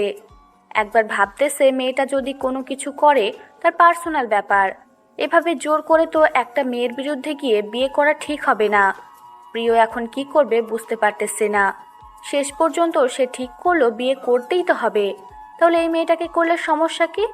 তাহলে মেয়েটা একটা নষ্ট সমাজে যাওয়া থেকে বেঁচে গেল, আর তার গল্প করা বা জীবনসঙ্গীও একটা হয়ে গেল। প্রিয় মনে মনের কথাগুলো ভাবতেছিল, হঠাৎ করে তার ফোনটা বেজে উঠল। হ্যালো ভাইয়া, আমরা এই দিকটা সবকিছু ঠিকঠাক করতেছি। তুই মেয়েটাকে নিয়ে কখন চলে আসবি বাসায়? আমি এখন বাসায় যাচ্ছি না, আমার যেতে দেরি হবে। তুই বাসায় দেখাশোনা কর সব কিছু, আমার একটু লেট হবে। তুই কি মেয়েটাকে জোর করে বিয়ে করতেছিস নাকি? মেয়েটার বিয়েতে মত আছে? দেখ, একটা মেয়ের বিরুদ্ধে গিয়ে কোনো কিছু করা ঠিক না। আমাকে দেখে কি মনে হয় আমি কাউকে জোর জবরদস্তি করে বিয়ে করতে পারি? আমি কি সেই রকম ছেলে? আমাকে দেখে কি ভণ্ড মনে হয় তোর? আমি তোকে সেটা বলতেছি না, আমি তোকে এমনিতে জিজ্ঞেস করলাম যে একটা মেয়ের বিরুদ্ধে গিয়ে তাকে বিয়ে করা ঠিক না। আচ্ছা হইছে, তোকে আর জ্ঞান দিতে হবে না। আমি আমার ভালো বুঝি কাকে বিয়ে করতে হবে না করতে হবে। আর দুলাভাই কি বললো তোকে? তার সমস্যা বলতে সোসাইটির কথা একটু বললো, যে সোসাইটির লোকেরা কি বলবে, কোথাও গিয়ে যদি তাদেরকে কথা শুনতে হয়, ইত্যাদি ইত্যাদি। এইসব নিয়ে তুই টেনশন করিস না, পরে আমি বুঝিয়ে বলছি, মেনে নিয়েছে। আচ্ছা সমস্যা নেই, আমি আলাদা বাসায় থাকবো, তোদেরকে কোনো ডিস্টার্ব করব না। কারণ হয়তো আমার বউয়ের জন্য দুলাভাইয়ের সমস্যা হতেই পারে, কারণ তিনি তো বড় মাপের একজন ডক্টর। এসব কি বলছিস তুই? তোর দুলাভাই তারপরে সব কিছু মেনে নিয়েছে, এসব নিয়ে তোকে কোনো কিছু বলতে হবে না। আমি তোর দুলাভাইয়ের সাথে কথা বলবো। তুই আলাদা বাসায় থাকবি কিসের জন্য? আমাদের সাথে থাকবি তুই তোর বউকে নিয়ে। আচ্ছা, আমি দুলাভাইয়ের সাথে কথা বলে দেখবো, তাও যদি সমস্যা থাকে তাহলে আলাদা বাসায় থাকতে হবে। আমি চাই না আমার জন্য তোর সংসারে তোর সাথে কোনো ইফেক্ট পড়ুক, কারণ আমার জন্য আমার বোনের উপর ইফেক্ট পড়বে, আমি সেটা মেনে নিতে পারবো না। আরে তুই পাগল নাকি? এসব কথা বলা বন্ধ কর তো। আমি তোকে যেটা বলছি তুই সেটা কর। তুই মেয়েটাকে নিয়ে চলে আয়, আমরা সব বন্দোবস্ত করছি। আচ্ছা তাহলে তুই থাক, আমি আমার এদিকের কাজগুলো শেষ করি। আর কাজগুলো শেষ করতে বেশি দেরি হয়ে যাবে, আজকে রাত 10টা-11টার দিকে বাসায় ফিরবো মনে হচ্ছে। এদিকের কাজগুলো শেষ করব, তারপর তোকে ফোন করে জানাবো যখন বেরিয়ে পড়বো। কথাটা বলে ফোনটা রেখে দিল প্রিয়। তারপর সামনে তাকিয়ে দেখে প্রিয়ন্তী দাঁড়িয়ে আছে। প্রিয় প্রিয়ন্তীকে দেখে অবাক হয়ে গেল, কারণ মেয়েটা তো একটু আগেই তার বাপের কাছে চলে গেল, এখন আবার এখানে ফিরে আসলো। ব্যাপার কি? কোনো সমস্যা হলো না তো আবার? প্রিয় উঠে গিয়ে প্রিয়ন্তীর সামনে দাঁড়িয়ে পড়ল, আর গিয়ে প্রিয়ন্তীর হাত দুটো চেপে ধরল। প্রিয়ন্তী ছলো চোখ নিয়ে প্রিয়র দিকে তাকিয়ে রইল। মনে হচ্ছে মেয়েটা তাকে কিছু বলতে চায়, কিন্তু কিছু বলতে পারতেছে না। হয়তো ভয় পাচ্ছে প্রিয়কে, তার জন্য হয়তো মেয়েটা কিছু বলতে পারতেছে না। আমি বাঘ না ভাল্লুক না যে আমাকে এভাবে ভয় পাবে। মনের ভিতর কোনো কথা থাকলে সেটা প্রকাশ করতেই পারো। আচ্ছা আমাকে বিয়ে না করলে হয় না? আমাকে বিয়ে করতেই হবে? দেখেন আমার বাবা অসুস্থ, তাকে তো আমাকে দেখাশোনা করতে হবে, তাই না? প্লিজ এই মতামতটা চেঞ্জ করেন আপনি। তোকে একটা কথা বলি, মন দিয়ে শোন। এই কথা বাদ দিয়ে অন্য যে কোনো কথা বলতে পারি, সেটা আমি শুনতে রাজি আছি। কিন্তু এই বিয়ের ব্যাপার নিয়ে যদি কোনো মতামত দিছিস তাহলে তাহলে কি করবেন? মেরে ফেলবেন? মেরে ফেলেন, তাও আমাকে বিয়ে করবেন না প্লিজ। আমি মরে গেলেও শান্তিতে থাকবো, আপনাকে বিয়ে করে শান্তিতে থাকতে পারবো না। আপনার মান সম্মান ধুলোয় মিশে যাবে, আমাকে নিয়ে কোথাও যেতে পারবেন না আপনি। সেটা আমি দেখব। আমার বউকে নিয়ে আমি কোথায় যাব না যাব, সেটাতে কার মাথা ব্যথা করতেছে, কি করতেছে না করতেছে, সেটা দেখে আমার লাভ কি? কারণ হচ্ছে আপনারা বড় লোক, আপনাদের সব কিছু মেনটেন করতে হয়, সোসাইটি মেনটেন করতে হয়, সব কিছু মেনে চলতে হয়। নিয়ম মাফিক থাকলে আপনারা আরো বড় মাপের হতে পারবেন। তোমার এইসব বিষয়ে নাক গলাতে হবে না। তুমি যদি আমার সঙ্গ দাও তাহলে আমি আরো অনেক উপরে যেতে পারবো। সোসাইটির লোক কেউ আমার সঙ্গে দিবে না। সোসাইটির লোক আমার সাথে সবসময় ভালো সম্পর্ক রাখবে, যাতে করে আমার সাপোর্ট পাই। আর তুমি আমাকে সাপোর্ট দিবে। তোমার সাপোর্টে আমি আরো অনেক দূর যেতে চাই। আপনি আমাকে যতটা বিশ্বাস করতেছেন, আমি সেই বিশ্বাসের মর্যাদা যদি না রাখতে পারি তাহলে কি হবে? আমি আশা করি আমার বিশ্বাসের মর্যাদা রাখবেন। এখন আমাদের বাসায় যেতে হবে। বাসায় বিয়ের কার্যক্রম সবকিছু সম্পন্ন করা হয়েছে, শুধু আমরা দুজন গিয়ে বিয়ের কাজটা করব, ঝামেলা শেষ। আপনি একটাবার ভেবে দেখুন তো, আপনার বাবা যদি অসুস্থ হতো আর আপনার বাবাকে হসপিটালের বেডে রেখে আপনি কি বাসর করতে পারতেন? আমি বলতেছি না বাসর করতে হবে, আমি শুধু বলেছি আমরা বিয়েটা করব। পরে তোমার বাবা যখন সুস্থ হবে, তোমার মনে যখন খুশি, তোমার মনে যখন রং লাগবে, তখন আমরা বাসর করব। একটা মানুষকে এতটা বিশ্বাস করা কিন্তু মোটেও ঠিক না। আমি বলতেছি কারণ আমাকে এত বিশ্বাস করবেন না, আমি বিশ্বাসের মর্যাদা রাখতে পারবো না। আমি যাকে তাকে বিশ্বাস করি না, আর যাকে একবার বিশ্বাস করি তাকে মরার আগ পর্যন্ত বিশ্বাস করি, আর যাকে বিশ্বাস করি না তাকে আমার ত্রিসীমানার ভিতরে আসতে দেই না। আমি যদি ভুল করি কখনো আপনার বিশ্বাসের মর্যাদাটা না রাখতে পারি, তখন তো আমাকেও ছুঁড়ে ফেলে দিবেন। এটাই তো আমার জীবন। যখন কেউ ভুল করে, তার ভুলটা স্বীকার করে, তখন কিন্তু তার উপর রাগ করার মতো কোনো মন মানসিকতা তৈরি হয় না। আপনি এরকম কেন? আমি এত করে বোঝাতে চাচ্ছি, তারপরও আপনি কেন বোঝেন না? না বোঝার ভান করে আমাকে বিয়ে করতে চাচ্ছেন? আমি এত কিছু বলতে পারতেছি না, শুধু একটা কথা বলতে চাই।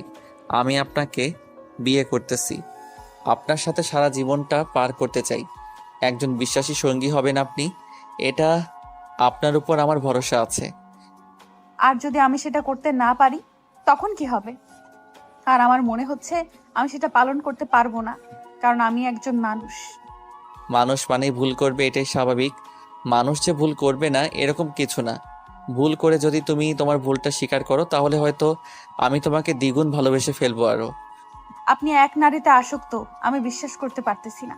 কারণ আপনার প্রতিটা রাতে আলাদা নারীর সঙ্গ দরকার, আর আপনি সেই এক নারীতে কিভাবে আসক্ত হতে পারেন?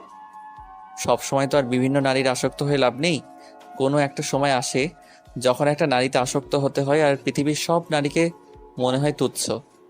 সত্যি কথা বলতে আপনি আসলে একটা পাগল। আর আমি কি বলবো, আমি গরিব ঘরের মেয়ে, আপনি আমাকে জোর জবরদস্তি করে বিয়ে করেছেন। আমি কখনোই চাইতাম না আমার স্বামীর চরিত্র এরকম থাকবে আর আমি তাকে বিয়ে করব। আমি সবসময় চাইতাম আমার স্বামীর ন্যায় পরায়ণ হবে, কিন্তু কপাল দেখেন আমার। কেন, তুমি কি আমাকে ভালো করতে পারবে না? তুমি তো চাইলে আমাকে তোমার মনের মতো গড়ে তুলতে পারো, কারণ আমি ভালোবাসার কাঙাল। এত বড় হয়েছি, ভালোবাসা কাকে বলে পাইনি। আমার তো বিশ্বাস হয় না আপনি আমাকে ভোলানোর জন্য এটা বলতেছেন, কারণ আপনার মতো বড় লোকের বেটা এখন পর্যন্ত কোনো ভালোবাসা পায়নি বা কোনো নারীর সঙ্গ পায়নি, এটা তো আমি মানতে পারতেছি না। নারী সঙ্গ পাইনি বলতে এটা ভুল হবে, কিন্তু ভালোবাসাটা পাইনি, কিন্তু ভালোবাসার মানুষ কখনো হতে পারিনি। এই প্রথম কোনো নারীকে আমি ভালোবেসে আসক্ত হয়েছি। তার চেহারার মায়া, কাজল কালো চোখে আমার ভালোবাসা দেখতে পেয়েছি। আমার থেকে এখনো অনেক সুন্দরী রমণী আছে, আপনি চাইলে কিন্তু আমার থেকে দ্বিগুণ সুন্দরী রমণীকে বিয়ে করতে পারেন। তাহলে আমাকে কেন? সবাই তো আর তোমার মতো করে ভালোবাসতে পারবে না, কারণ সবাই টাকার জন্যই আমার কাছে আসে। টাকা দিলে তারা আমার সাথে থাকে, টাকা না দিলে আমাকে ছুঁড়ে ফেলে দেয়, কখনো ভালোবাসে না। আমি ভালো করে বুঝতে পারতেছি, আমি ভালো করে বুঝতে পেরেছি যে আমি আপনার সাথে যত তর্ক করি না কেন, আপনি ততই যুক্তি দেখিয়ে আমাকে থামিয়ে রাখবেন, তাই আমি চুপ হয়ে যাচ্ছি। আচ্ছা, এখন চলো আমরা আমাদের বাসায় যাইব। আর কাজটা শেষ করে দরকার হলে আবার হসপিটালে ফিরে আসবো, সমস্যা নেই। আর আঙ্কেলের অবস্থা খুবই ভালো চলতেছে, খুব তাড়াতাড়ি সুস্থ হয়ে যাবে আমার মনে হচ্ছে। আমি যে বিয়ে করতেছি আমার বাবার অনুমতি নেওয়া উচিত ছিল। তাকে না জানিয়ে আমি বিয়ে করব। তিনি সুস্থ হয়ে শুনলে তখন কি মনে করবে? যখন সুস্থ হবে তখন আমরা আনুষ্ঠানিকভাবে বিয়ে করব। তার মন তখন আরও খুশিতে ভরে যাবে যে তার মেয়ে এত ভালো একটা ফ্যামিলিতে জীবনযাপন করবে। কারণ বাবা মা চায় যাতে করে মেয়ে বা ছেলে দুজনেই ভালো মতো থাকতে পারে সারা জীবন। বিশ্বাস করেন, আপনার সাথে যে মেয়ে বেশি না 1 সপ্তাহ থাকবে সে আপনার প্রেমে পড়ে যেতে বাধ্য। কারণ আপনি এত সুন্দরভাবে গুছিয়ে কথা বলতে পারেন। আমার মনে হয় না এরকম করে কেউ গুছিয়ে কথা বলতে পারে। যদি তাই হতো তাহলে হয়তো আমি এতদিন বিয়ে করে নিতাম, কারণ আমাকে তো কেউ ভালোবাসে না। বললাম কি, যতই ভালোবাসার নাটক করে আমার সাথে। আমি এসে ফেঁসে গেলাম। আমি শুধু চলে যেতে পারলাম না। চলে যেতাম কিন্তু বাধ্য হয়ে থেকে গেলাম। কেন জানেন? শুধু বাবার জন্য। হয়তো আজকে আমার এই পরিস্থিতি। একবার ভালোবেসে দেখো, একবার তোমার ভালোবাসা দিয়ে আমাকে বদলিয়ে দাও, দেখবে যে আমি তোমাকে সারা জীবন আগলে রাখবো। রাত তো অনেক হয়ে গেল, চলেন আপনার ইচ্ছেটা পূরণ করে দিয়ে আসি। আপনার যা ইচ্ছে আমার মনে হয় এটা নিয়ে কোনো কিছু নেই, কিন্তু বাস্তবতা বা পরিস্থিতির শিকার হয়ে বিয়েটা করতে হচ্ছে। আচ্ছা তাই নাকি? দেখা যাবে কতদিন তুমি আমার উপর অভিমান বা আমাকে ভালো না বেসে থাকতে পারো। একদিন তুমি আমাকে ভালোবাসবে আর তুমি বলবে যে আমি তোমাতেই আসক্ত। সেদিন কখনো আসবে না, এটা ভেবে থাকা মোটেও উচিত হবে না। আপনি অন্য কোনো কিছু টেনশন করতে পারেন, তাহলে বেটার হবে। প্রিয় আর কোনো কথা না বলে মুচকি একটা হাসি দিল। তারপর ইশারা করে বলল যে এখন যেতে হবে, কারণ বাসা থেকে ফোন দিচ্ছে বারবার। প্রিয়ন্তী না করতে পারল না। না করলে এদিকে তার বাবা মারা যাবে। তার কিছু করার নেই, তারও উপায় নেই। তার সব কিছু শেষ। নিজের ব্যক্তি স্বাধীনতা বলতে কিচ্ছু নেই। তার বাবার উপর ডিপেন্ড করেই তাকে থাকতে হবে। তার বাবা যদি সুস্থ হয় তাহলে যে কোনো একটা তো উপায় হবে। তার বাবা তো অসুস্থ থাকবে না। তার বাবার জন্য সে নিজেকে বিসর্জন দিল। প্রিয় এর কথা শুনে প্রিয়ন্তীর মনে হচ্ছে প্রিয় ছেলেটা খারাপ না, কিন্তু কার মনের ভিতরে কি আছে সেটা বলা তো মুশকিল। প্রিয়ন্তী তো আর এটা বলতে পারে না যে প্রিয় তাকে ভুলে যাবে। বিয়ে করার জন্য এত সুন্দর ব্যবহার করতেছে। প্রিয় আর প্রিয়ন্তী দুজনেই বাসায় চলে আসলো আর তাদেরকে সুন্দরভাবে বরণ করে নেওয়া হলো। সব কিছু রেডি। কাজী সাহেব এসে উপস্থিত। কাজী সাহেব তাদের দুজনকে দেখেই তাদের যে লেখালেখির কাজগুলো আছে সেগুলো আরম্ভ করে দিল, কারণ তাড়াতাড়ি বিয়ের কাজ সম্পূর্ণ করতে হবে। রাত অনেক হয়ে গিয়েছে। রাত 1:30 বাজে। প্রিয়সী এসে প্রিয়ন্তীর হাত ধরে নিয়ে গেল। তারপর তাকে গোসল করিয়ে দিল। আর মাহিন সে প্রিয়কে নিয়ে গেল। প্রিয়কে গোসল করিয়ে দুজনকে রেডি করে নিয়ে চলে আসলো। দুজনকে অনেক সুন্দর লাগতেছে। প্রিয় তো প্রিয়ন্তীকে দেখে অবাক হয়ে গিয়েছে। এত সুন্দর লাগতেছে। লাল বেনারসি শাড়ি, হালকা মেকআপ করিয়ে দিয়েছে, চোখে কাজল, ঠোঁটের লাল লিপস্টিক, কপালে হালকা গাঢ় টিপ। কি হলো ভাইয়া, এইভাবে মেয়ের দিকে হাঁ করে তাকিয়ে থাকলে হবে? কিছুক্ষণ পর তো সব কিছু তোর হয়ে যাবে, তাই না? এখন তো মুখটা বন্ধ কর, না হলে তো মশা মাছি তোর মুখে বাসা তৈরি করবে। কি আবোল তাবোল কথা বলতেছিস বুঝলাম না তো। আমি কোথায় দেখেছি? আর তুই আমাকে কি বলেছিস? আমি তো সামনে থাকা একটা পরীকে দেখতেছি। দেখ, দেওয়ালে দেখা যাচ্ছে। আমাকে আর বোঝাতে আসিস না, বুঝিস নাই আমি কিন্তু সব কিছু বুঝি। আর কথা হচ্ছে এখন কবুল বলেতে, আর মেয়ে তারপর কবুল বলবে। তোকে কাজী সাহেব কিছু জিজ্ঞেস করতেছে, তার উত্তর দে আগে। তুই সবসময় বেশি কথা বলিস। নিজের মুখটা বন্ধ করে থাকলে সমস্যা কি তোর? আর তোকে এত কিছু করতে বলেছিলাম বল। আর তুই যে কাহিনী করেছিস তোকে তো আমি পরে দেখে নিব। আচ্ছা হয়েছে, এখন কাজী সাহেব যেটা বলছে সেটা কর না। আমার সাথে এরকম ব্যবহার করতেছিস বিয়ের জন্য মেয়ে মানুষের মতো, বুঝলাম না তো। প্রিয় প্রিয়ন্তীকে দেখতে এতটা ব্যস্ত ছিল যে কাজী সাহেব তাকে যে কবুল বলার কথা বলতেছে সেই কথাটা তার কান অবধি পৌঁছয়নি, কারণ সে এতটা মগ্ন ছিল প্রিয়ন্তীকে দেখতে। শেষ পর্যন্ত বিয়ের কাজ শেষ হলো। কাজী সাহেব প্রিয়ন্তীকে বলল কবুল বলতে। প্রিয়ন্তী কিছুক্ষণ চুপ ছিল, কিছু বলতে চাচ্ছিল না। যখন প্রিয় এর চোখের দিকে তাকালো তখন ভয়ে সে 3বার কবুল বলে দিল। শেষ পর্যন্ত বিয়ের কাজ সম্পূর্ণ হয়ে গেল। তারা সবাই অনেক খুশি। খাওয়া দাওয়া শেষ করলো সবাই। তারপর প্রিয়ন্তী আর প্রিয়কে বাসর ঘরে নিয়ে যাওয়া হলো। আগে থেকে বাসর ঘর সাজানো ছিল আর প্রিয়ন্তী যখন বাসর ঘরে প্রবেশ করলো সে অবাক যে বাসর ঘর সাজানো হয়েছে। আর প্রিয় তখন বলল, আজকে বাসরাত হবে না। তাহলে এসব কি? প্রিয়ন্তীর মাথা কাজ করতেছে না। আমাকে বলেছেন এসব কিছু হবে না? আগে থেকে সবকিছু প্ল্যান করে রেখে আমাকে ভুলিয়ে ভালিয়ে এখানে নিয়ে আসতেন, আর এখন এসব কি? আমি এ সম্পর্কে কোনো কিছু জানি না। হঠাৎ করে মনে হয় দুলাভাই আর আপা এসব করেছে। আমি সত্যি এসব সম্পর্কে কিচ্ছু জানি না, বিশ্বাস করেন। আপনি আমাকে সব সময় মিথ্যা কথা বলেন। আমি আপনাকে বিশ্বাস করতে চাই না, আর কখনো বিশ্বাস করব না আপনাকে, কারণ আপনার একটা কথারও মূল্য নেই। আপনি যেসব কথা বলেন সব কথাই মূল্যহীন। আমি তো বলতেছি যে আমি এসব সম্পর্কে জানি না। তুমি যেহেতু বলছো আমি সব জানি, তাহলে আমি ভুল স্বীকার করতেছি। এখন তুমি যেখানে যাবে আজকে আমি সেখানেই যাব, কিন্তু এখন হসপিটালে যাব না, কালে হসপিটালে যাব। আজকে অন্তত তুমি আমাকে সময়টা দাও। আচ্ছা, আপনি যেহেতু স্বামী আমার, এখন আপনার তো ইচ্ছে আছে বউকে আদর করা। আচ্ছা, করতে পারেন, আমি আপনাকে কিছু বলেছি না। আমি রোবট, আপনি আমাকে যেভাবে ব্যবহার করবেন আমি সেভাবেই ব্যবহৃত হব। এখানে এভাবে কথা বলার কি আছে? আমি বলেছি আমি তো এসব সম্পর্কে কিছুই জানি না। আপনাকে বলেছি বিয়ে করব। আপু হয়তো শখের বশে এসব করেছে, তার ভাইয়ের বিয়ে। আপু তা জানে না তোমার মনের ভেতরে এসব। আর আমি তোমাকে কথা দিয়েছি আজকে বাসর হবে না, আপুকে তো বলা সম্ভব না। আমি দুঃখিত, আমার ভুল হয়ে গেছে আপনাকে এইভাবে বলা। এখন বলেন কি করতে হবে আমাকে, কারণ এখন তো এখানে কিছু করার নেই। আপনি যেটা বলবেন আমাকে তো সেটাই করতে হবে। এখন তো বাইরে যেতে পারবো না, তাহলে আপু সন্দেহ করবে। এখানেই বসে গল্প করি। আপনার জানা অজানা গল্পগুলো আমাকে বলেন, আমি আমার গল্পগুলো আপনাকে বলি। আমি কি বলবো বুঝতে পারতেছি না, কারণ আমার মাথায় কিচ্ছু ঢুকতেছে না। আমার মাথায় শুধু একটাই টেনশন, আমার বাবা কখন আমাকে আম্মু বলে ডাকে। একটা মানুষের কিন্তু সুস্থ হতে সময় লাগে, আর তুমি তো দেখতেছি সব সময় আমাকে ইগনোর করছো। সত্যি আমি তোমায় ভালোবেসে ফেলেছি, আর ভালোবাসাটা কি গ্রহণ করা অপরাধ হয়ে যাবে? বিয়ে তো আমাকে করে নিয়েছেন, এখানে গ্রহণ করা না করা কোনো কথা আসে না। আপনাদের মন যা চায় সেটাই করতে পারেন। দেখো তুমি এরকম কেন করতেছো? আমি তোমাকে এতটা বোঝানোর চেষ্টা করতেছি, বোঝাতে পারতেছি না, নাকি তুমি বুঝেও না বোঝার ভান ধরে আছো বুঝতেছি না। একবার তো আমার সাথে ভালো ব্যবহার করে দেখো। আমার কি সেই সাহসটা আছে নাকি যে আমি আপনার সাথে খারাপ ব্যবহার করব? এটাই আমার ভালো ব্যবহারের, এটাই আমার ভালো ব্যবহার। এর থেকে ভালো ব্যবহার আমি শিখিনি। তোমার যেটা মন চায় সেটা করতে থাকো। আমি এখন ঘুমিয়ে গেলাম, তুমি ঘুমিয়ে পড়ো, কালকে সকালে হসপিটালে যাব।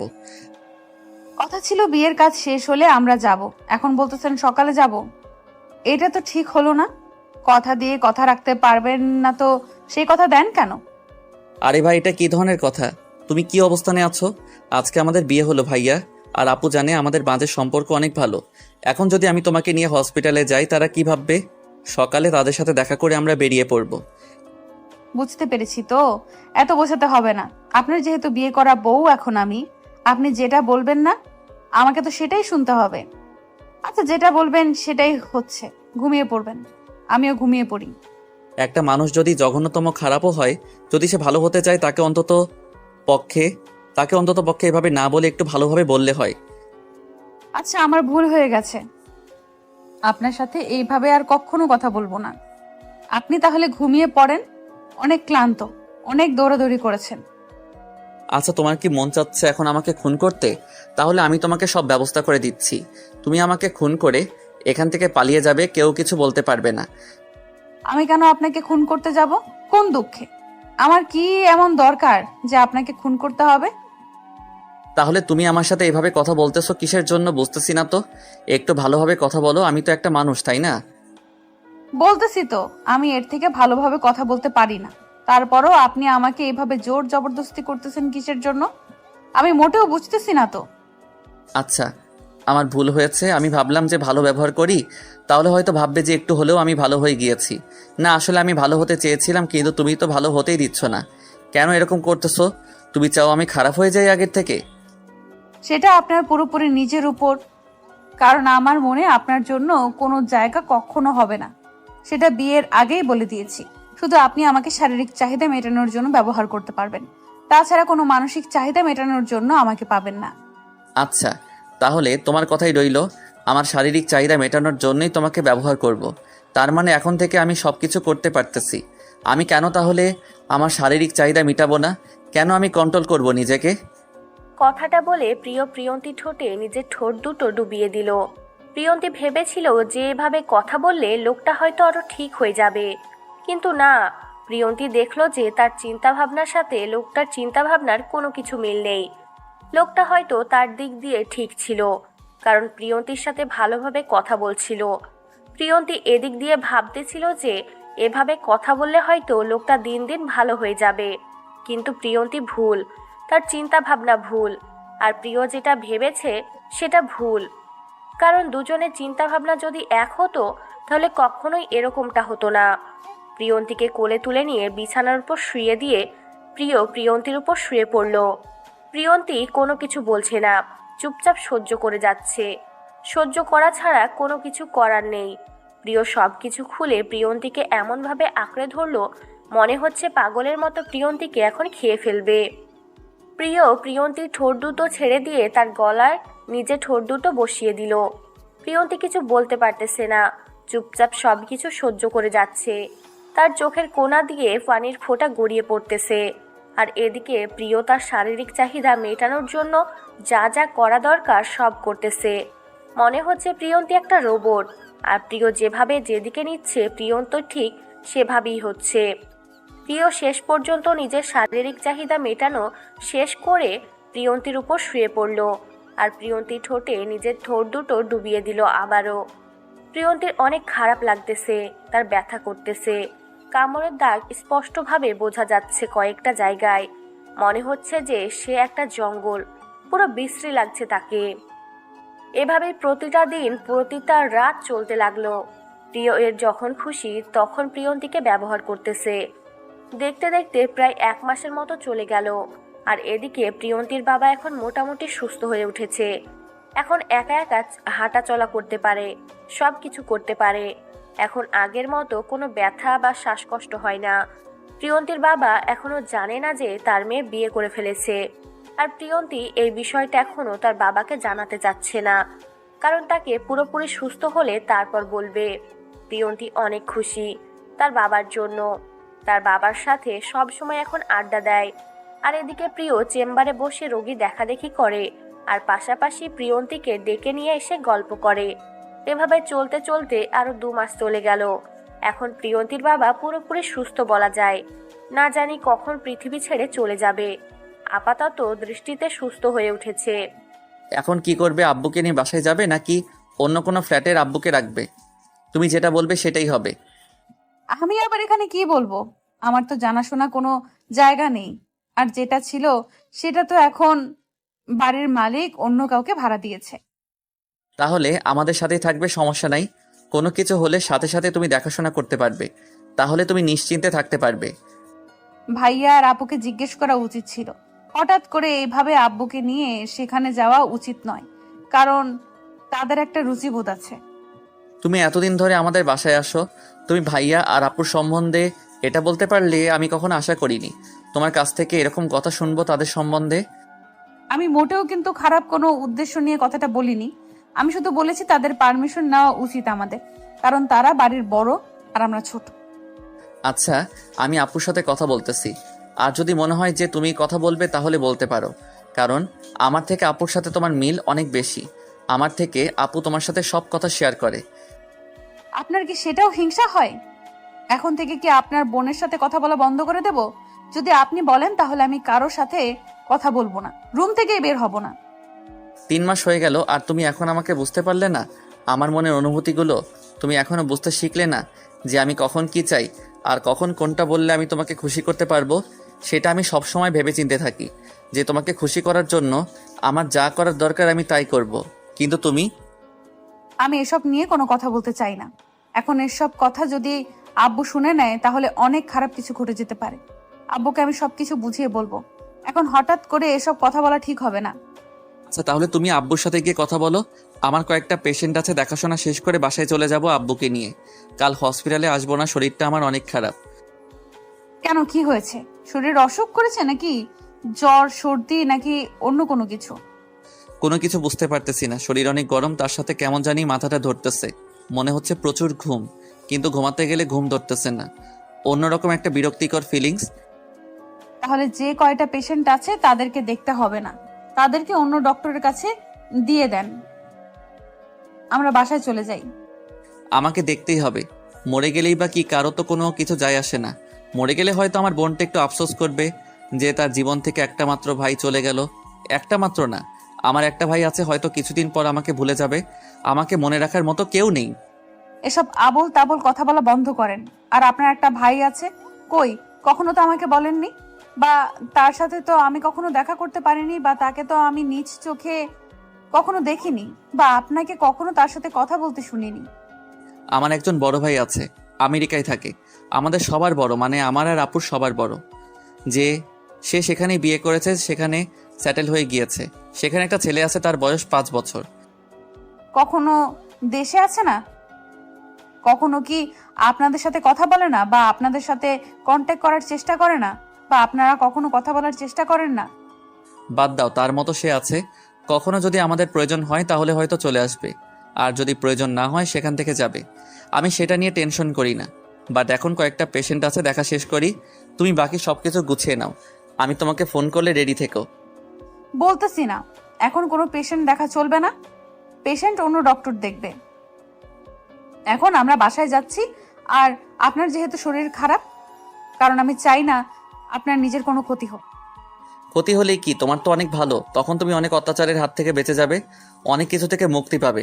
দেখা যাবে যে আমার মুখটা তোমাকে আর দেখতে হবে না। আমার মতো বিরক্তকর একটা মানুষের সাথে তোমাকে থাকতে হবে না। আপনি আমার সাথে এরকম করতেছেন কিসের জন্য বুঝতে পারতেছি না। আপনি এরকম ডক্টর হয়ে নিজেই নিজের শরীরের প্রতি যত্ন করতেছেন না, সেটা মোটেও ঠিক না। আপনাকে এখন বাসায় যেতে হবে বলেছি, বাসায় চলেন। প্রিয়ন্তীর রিয়াকশন দেখে প্রিয় আর কোনো কথা বলার সাহস পেল না, চুপচাপ প্রিয়ন্তীর কথা মেনে নিল। তারপর প্রিয়ন্তী, প্রিয় আর প্রিয়ন্তীর বাবা তিনজনে মিলে বাসার উদ্দেশ্যে রওনা দিল। বাসায় পৌঁছাতে বেশিক্ষণ সময় লাগলো না, খুব তাড়াতাড়ি বাসায় গিয়ে পৌঁছে গেল। কারণ খুব দ্রুত ড্রাইভ করেছে প্রিয়। তার শরীর খারাপ, তার শরীর খারাপ, ভালো লাগছে না। আর রাস্তাটাও ফাঁকা ছিল অনেক। বাসায় এসে প্রিয় তার শ্বশুর মশাইকে নিয়ে বাসার ভিতরে প্রবেশ করালো। তাকে একটা রুম দেখিয়ে দিল।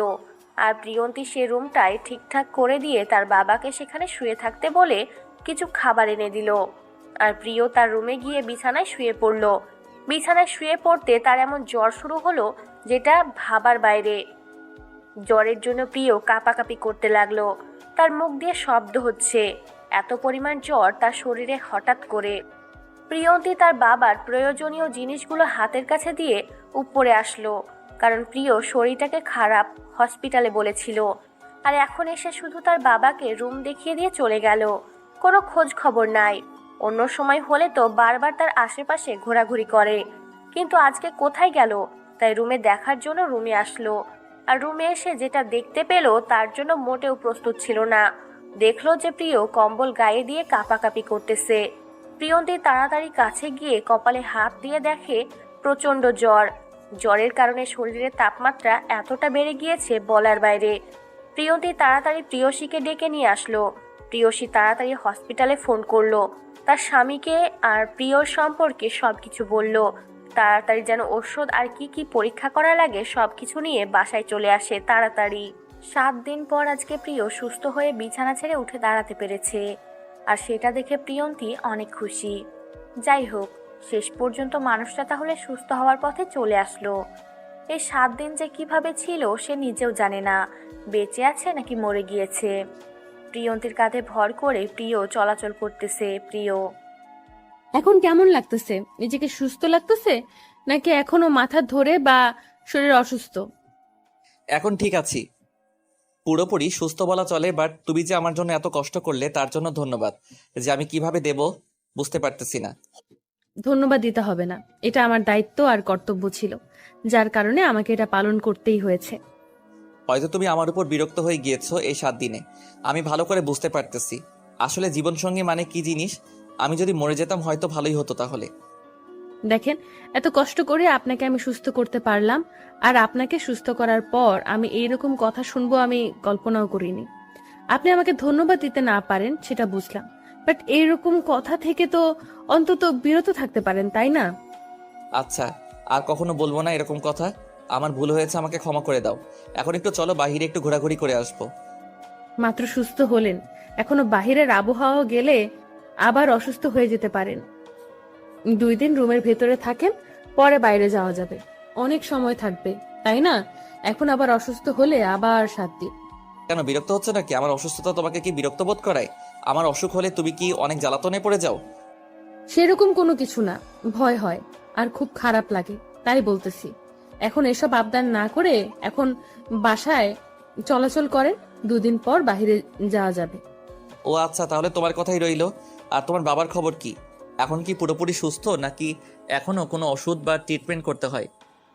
মোটামুটি সুস্থ আছে, কিন্তু আমি যেটা আশা করেছি সেই আশাটা আমি হয়তো পূরণ করতে পারবো না, কারণ আমার বাবাকে আমি হয়তো গ্রামে নিয়ে যেতে পারবো না। কেন? তুমি চাইলেই গ্রামে চলে যেতে পারো, সমস্যা নাই। আমি তোমাকে অনুমতি দিচ্ছি, কারণ তোমার যা ইচ্ছা আছে তুমি পূরণ করতেই পারো। আমি সেখানে দেয়াল হয়ে মাঝপথে দাঁড়িয়ে থাকবো না। আমার যেতে ইচ্ছে করে না, কোনো এক অজানা মায়ার বাঁধনে বেঁধে গিয়েছি, ভালো লাগে এখানে থাকতে, তার কারণে হয়তো আমি যেতে পারছি না। তুমি চাইলে কিন্তু যেতে পারো, আমি কিছু বলবো না। আমি ঠিকঠাক আছি, আমার কোনো কিছু হবে না। 7 দিন যেহেতু পার হয়ে গিয়েছে, এখন সুস্থ হয়ে যাব। আর আমি একজন ডক্টর, আমি জানি আমার শরীরের কন্ডিশন কখন কেমন। আমি এখন অনেক ফ্রেশ। এত কথা বলতে হবে না, আমার যখন মন চাইবে আমি করব। এখন চুপচাপ বসে থাকেন, আমাকে কাজ করতে দেন, না হলে কিন্তু ভালো হবে না। আর আপনি সবসময় এত বকবক করেন কেন? অসুস্থ ছিলেন, ভালো ছিলেন, চুপচাপ ছিলেন। আচ্ছা, আপু আর দুলাভাই কোথায় গিয়েছে? কাউকে বাসায় দেখতেছি না, ব্যাপার কি? বাসাটা একদম ফাঁকা লাগতেছে, কোথায় গিয়েছে? বাবা, দুলাভাই আর আপা 3 জনে মিলে বাহিরে গিয়েছে ঘোরার জন্য।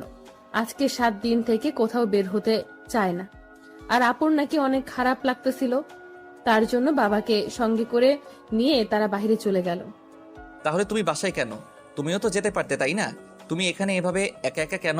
বোরিং লাগতেছে না? তুমি একটু বাইরে থেকে ঘোরাঘুরি করে আসলে তোমারও মন ফ্রেশ হইতো। এত বকবক করতে হবে না, আমার কিছু ভালো লাগতেছে না।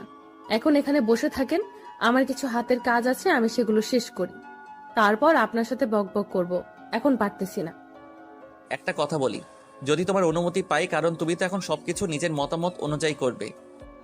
আমি আগে একটা কথা বলি, সেটা শোনেন। সেটা হচ্ছে যে আমি আপনাকে ভালোবেসে ফেলেছি, আপনার মায়ায় আমি নিজেকে জড়িয়ে ফেলেছি। কারণ কি জানেন, বাঙালি মেয়েদের একবারই বিয়ে হয়, আর বিয়ের আগে যত বাঙালি মেয়েরা বকবক করুক না কেন, বিয়ের পরে ঠিকই তার স্বামীর মায়া এসে জড়িয়ে যায়, যদি সে একজন খাঁটি বাঙালি মেয়ে হয়। আর আমার তো বিয়ের আগে কোনো রকম সম্পর্ক বা রিলেশন ছিল না কারোর সাথে, তাহলে কি করব আমি? আপনার মায়ায় পড়ে গিয়েছে, এটা আমার ভুল। কি বলতেছো? সত্যি তুমি আমাকে ভালোবাসো? বিশ্বাস করো, তুমি একবার বলো শুধু ভালোবাসি, আমি সারা জীবন আমার জীবনের শেষ রক্তবিন্দু দিয়ে হলেও তোমাকে আমার ভালোবাসা দিয়ে আগলে রাখবো। কেন, আমার মুখের কথা বিশ্বাস হয় না নাকি? এখন নিজের জীবন বা নিজের কোনো ক্ষতি করে প্রমাণ দিতে হবে আমি আপনাকে ভালোবেসে ফেলেছি? সেটা বলতেছি না, শুধু বলতেছি তুমি সত্যি আমাকে ভালোবাসো নাকি আমার মন ভালো করার জন্য এরকমটা করতেছো। প্লিজ জাস্ট একবার বলো ভালোবাসি। প্রিয়ন্তী কোনো কথা না বলে চুপচাপ প্রিয়কে শক্ত করে জড়িয়ে ধরলো আর প্রিয়র কানে কানে বলে দিল, ভালোবাসি ভালোবাসি ভালোবাসি। প্রিয় নিজেকে বিশ্বাস করতে পারতেছে না যে প্রিয়ন্তী তাকে ভালোবেসে ফেলেছে। আর আজকে তারা দীর্ঘ 15 থেকে 20 দিন একসাথে আছে। একটা মানুষ যদি একটা কুকুর, একটা পোষা প্রাণীকে পালে 1 সপ্তাহ, তাহলে সেই প্রাণীটার মায়ায় পড়ে যায়। তাহলে একটা মানুষের সাথে যখন আছে, সেই মানুষটার মায়ায় পড়তে কতক্ষণ? আর তার চিন্তা ভাবনা তো ভালো, খারাপ না। প্রিয়ন্তী প্রিয়কে ভালোবাসে। প্রিয়ন্তীর এখন কিছু হাতের কাজ আছে, আর প্রিয়কে গোসলটা করে নিতে বলল। প্রিয় কোনো কথা বলল না, চুপচাপ প্রিয়ন্তী যেটা বলল সেটা শুনে নিল। প্রিয়ন্তী রান্নার কাজ শেষ করে টেবিলে সব সময় সুন্দর করে সাজিয়ে রাখলো। একটু পরেই তার বাবা আসবে। প্রিয় গোসল শেষ করে একদম পরিপাটি করে সুন্দর করে নিজেকে সাজিয়ে নিয়ে নিচে নেমে আসলো। আর এসে দেখে প্রিয়ন্তী সব কিছু শেষ করে এখন ঘেমে গিয়েছে, একদম ক্লান্ত শরীর নিয়ে চেয়ারে বসে পানি খাচ্ছে। প্রিয় কোনো কথা না বলে চুপচাপ প্রিয়ন্তীর পিছন থেকে গিয়ে জড়িয়ে ধরলো। প্রিয়ন্তী ভয় পেয়ে গিয়েছিল, পরে স্পর্শটা অনুভব করে দেখলো যে এটা প্রিয়। প্রিয়ন্তী দাঁড়িয়ে পড়ল, আর প্রিয় প্রিয়ন্তীকে পিছন থেকে জড়িয়ে ধরে তার প্রিয় তারপর প্রিয় তার ঠোঁট দুটো প্রিয়ন্তীর গলায় বসিয়ে দিল। প্রিয়ন্তী শিউরে উঠল। তার এক মুহূর্তে মনে হলো তার শরীরে অন্যরকম একটা শক্তির সঞ্চার হয়ে গেল। প্রিয়ন্তী কিছু বলতে পারতেছে না, সে চোখ বন্ধ করে শুধু অনুভব করতেছে। তার নিঃশ্বাস কেন জানি ভারী হয়ে যাচ্ছে, চাইলেও স্বাভাবিকভাবে নিঃশ্বাস নিতে পারতেছে না। তার কেমন জানি একটা ফিলিংস কাজ করতেছে মনের ভেতরে। প্রিয়ন্তী চাচ্ছে প্রিয় তাকে আরো গভীরভাবে স্পর্শ করুক। আপু আর ভাইয়া এখন চলে আসবে, আর এখন এভাবে যদি আমাদের সাথে দেখে তাহলে কেলেঙ্কারি হয়ে যাবে। প্লিজ আপনি আমাকে ছেড়ে দেন। ভেবে দেখো, আমি এখন যদি ছেড়ে দেই তাহলে আর এখন করব না, আর তুমি যদি বিরক্ত হও তাহলে আমি কখনোই ধরবো না। আমি কিন্তু একবারের জন্য বলিনি যে আমার বিরক্ত লাগতেছে, আমার খারাপ লাগতেছে বা আমাকে ধরা যাবে না। আমি বলতেছি আপুরা চলে আসবে, এখন আমাকে ছেড়ে দেন, আমি গোসল করব, আমার ক্লান্ত লাগতেছে।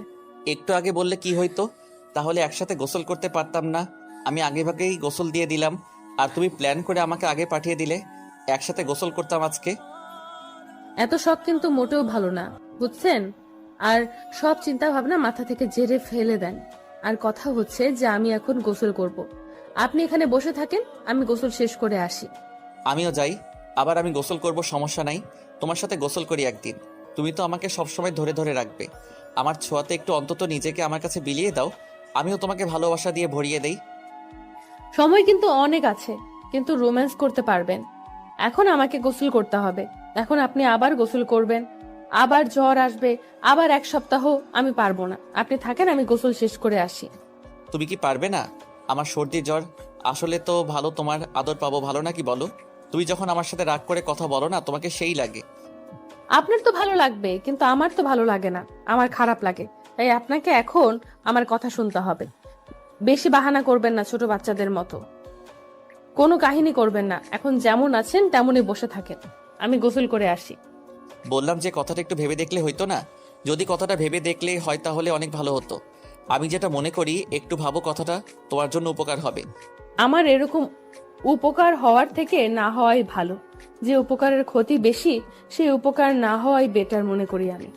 আপনি এখানে চুপচাপ বসে থাকেন, আপুরা আসলে আপনি তাদের সাথে গল্প করেন, আমি যাব আর আসবো। কথাটা বলে প্রিয়ন্তী চলে গেল। প্রিয় প্রিয়ন্তীর হাত ধরে রাখলো কিছুক্ষণ, কিন্তু প্রিয়ন্তী যখন রাগ দেখালো তখন প্রিয় হাত ছেড়ে দিতে বাধ্য হলো।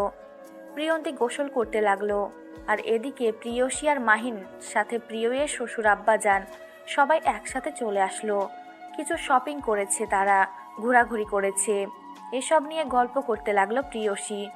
প্রিয়র অসুস্থ হওয়ার গল্প শুনতে লাগলো, আর প্রিয়ের একটু সুস্থতা দেখে সবাই অনেক খুশি হলো। প্রিয় বাহিরে এসে বসে আছে, সবাই তার ভালো মন্দ জিজ্ঞাসা করলো, কথা বলল। তারপর প্রিয়ন্তী গোসল শেষ করে নিচে এসে দেখে সবাই খাবার টেবিলে তার জন্য অপেক্ষা করতেছে। প্রিয়ন্তী এসে বসে পড়ল প্রিয়ের পাশে। সবাই খাওয়া দাওয়া শুরু করলো। খাওয়া দাওয়া শেষ করে প্রিয়ন্তী উঠে সব কাজ করা শুরু করলো, কারণ প্রিয়সী অনেক অসুস্থ, প্রেগনেন্ট, আর এখন এই অবস্থায় তাকে কাজ করতে দেওয়া যাবে না। তার জন্য পুরো কাজ এখন প্রিয়ন্তীকে করতে হয়। বিকেল গড়িয়ে সন্ধ্যা হয়ে আসলো, সবাই যে যার রুমে গেল। প্রিয় যেহেতু অসুস্থ, তাই তাকে আগেই রুমের ভিতর নিয়ে গিয়েছে প্রিয়ন্তী। বিছানায় শুয়ে পড়ল প্রিয়ন্তী প্রিয়ের গায়ের কাঁথা এলিয়ে দিল।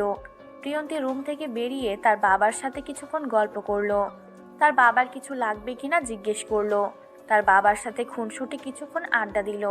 তারপর যে যার রুমে চলে গেল। রাত্রে কেউ ডিনার করবে না আজকে, কারণ তাদের নাকি কারো ডিনার করার ইচ্ছে করতেছে না।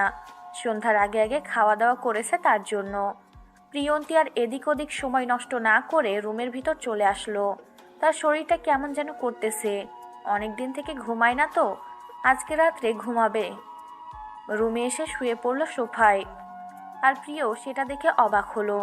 তার মানে এই কয়েকদিন প্রিয়ন্তী বিছানায় ঘুমায়নি, প্রতি রাত সোফায় ঘুমিয়েছে। কি হলো, তুমি ওইখানে শুয়ে পড়লে যে?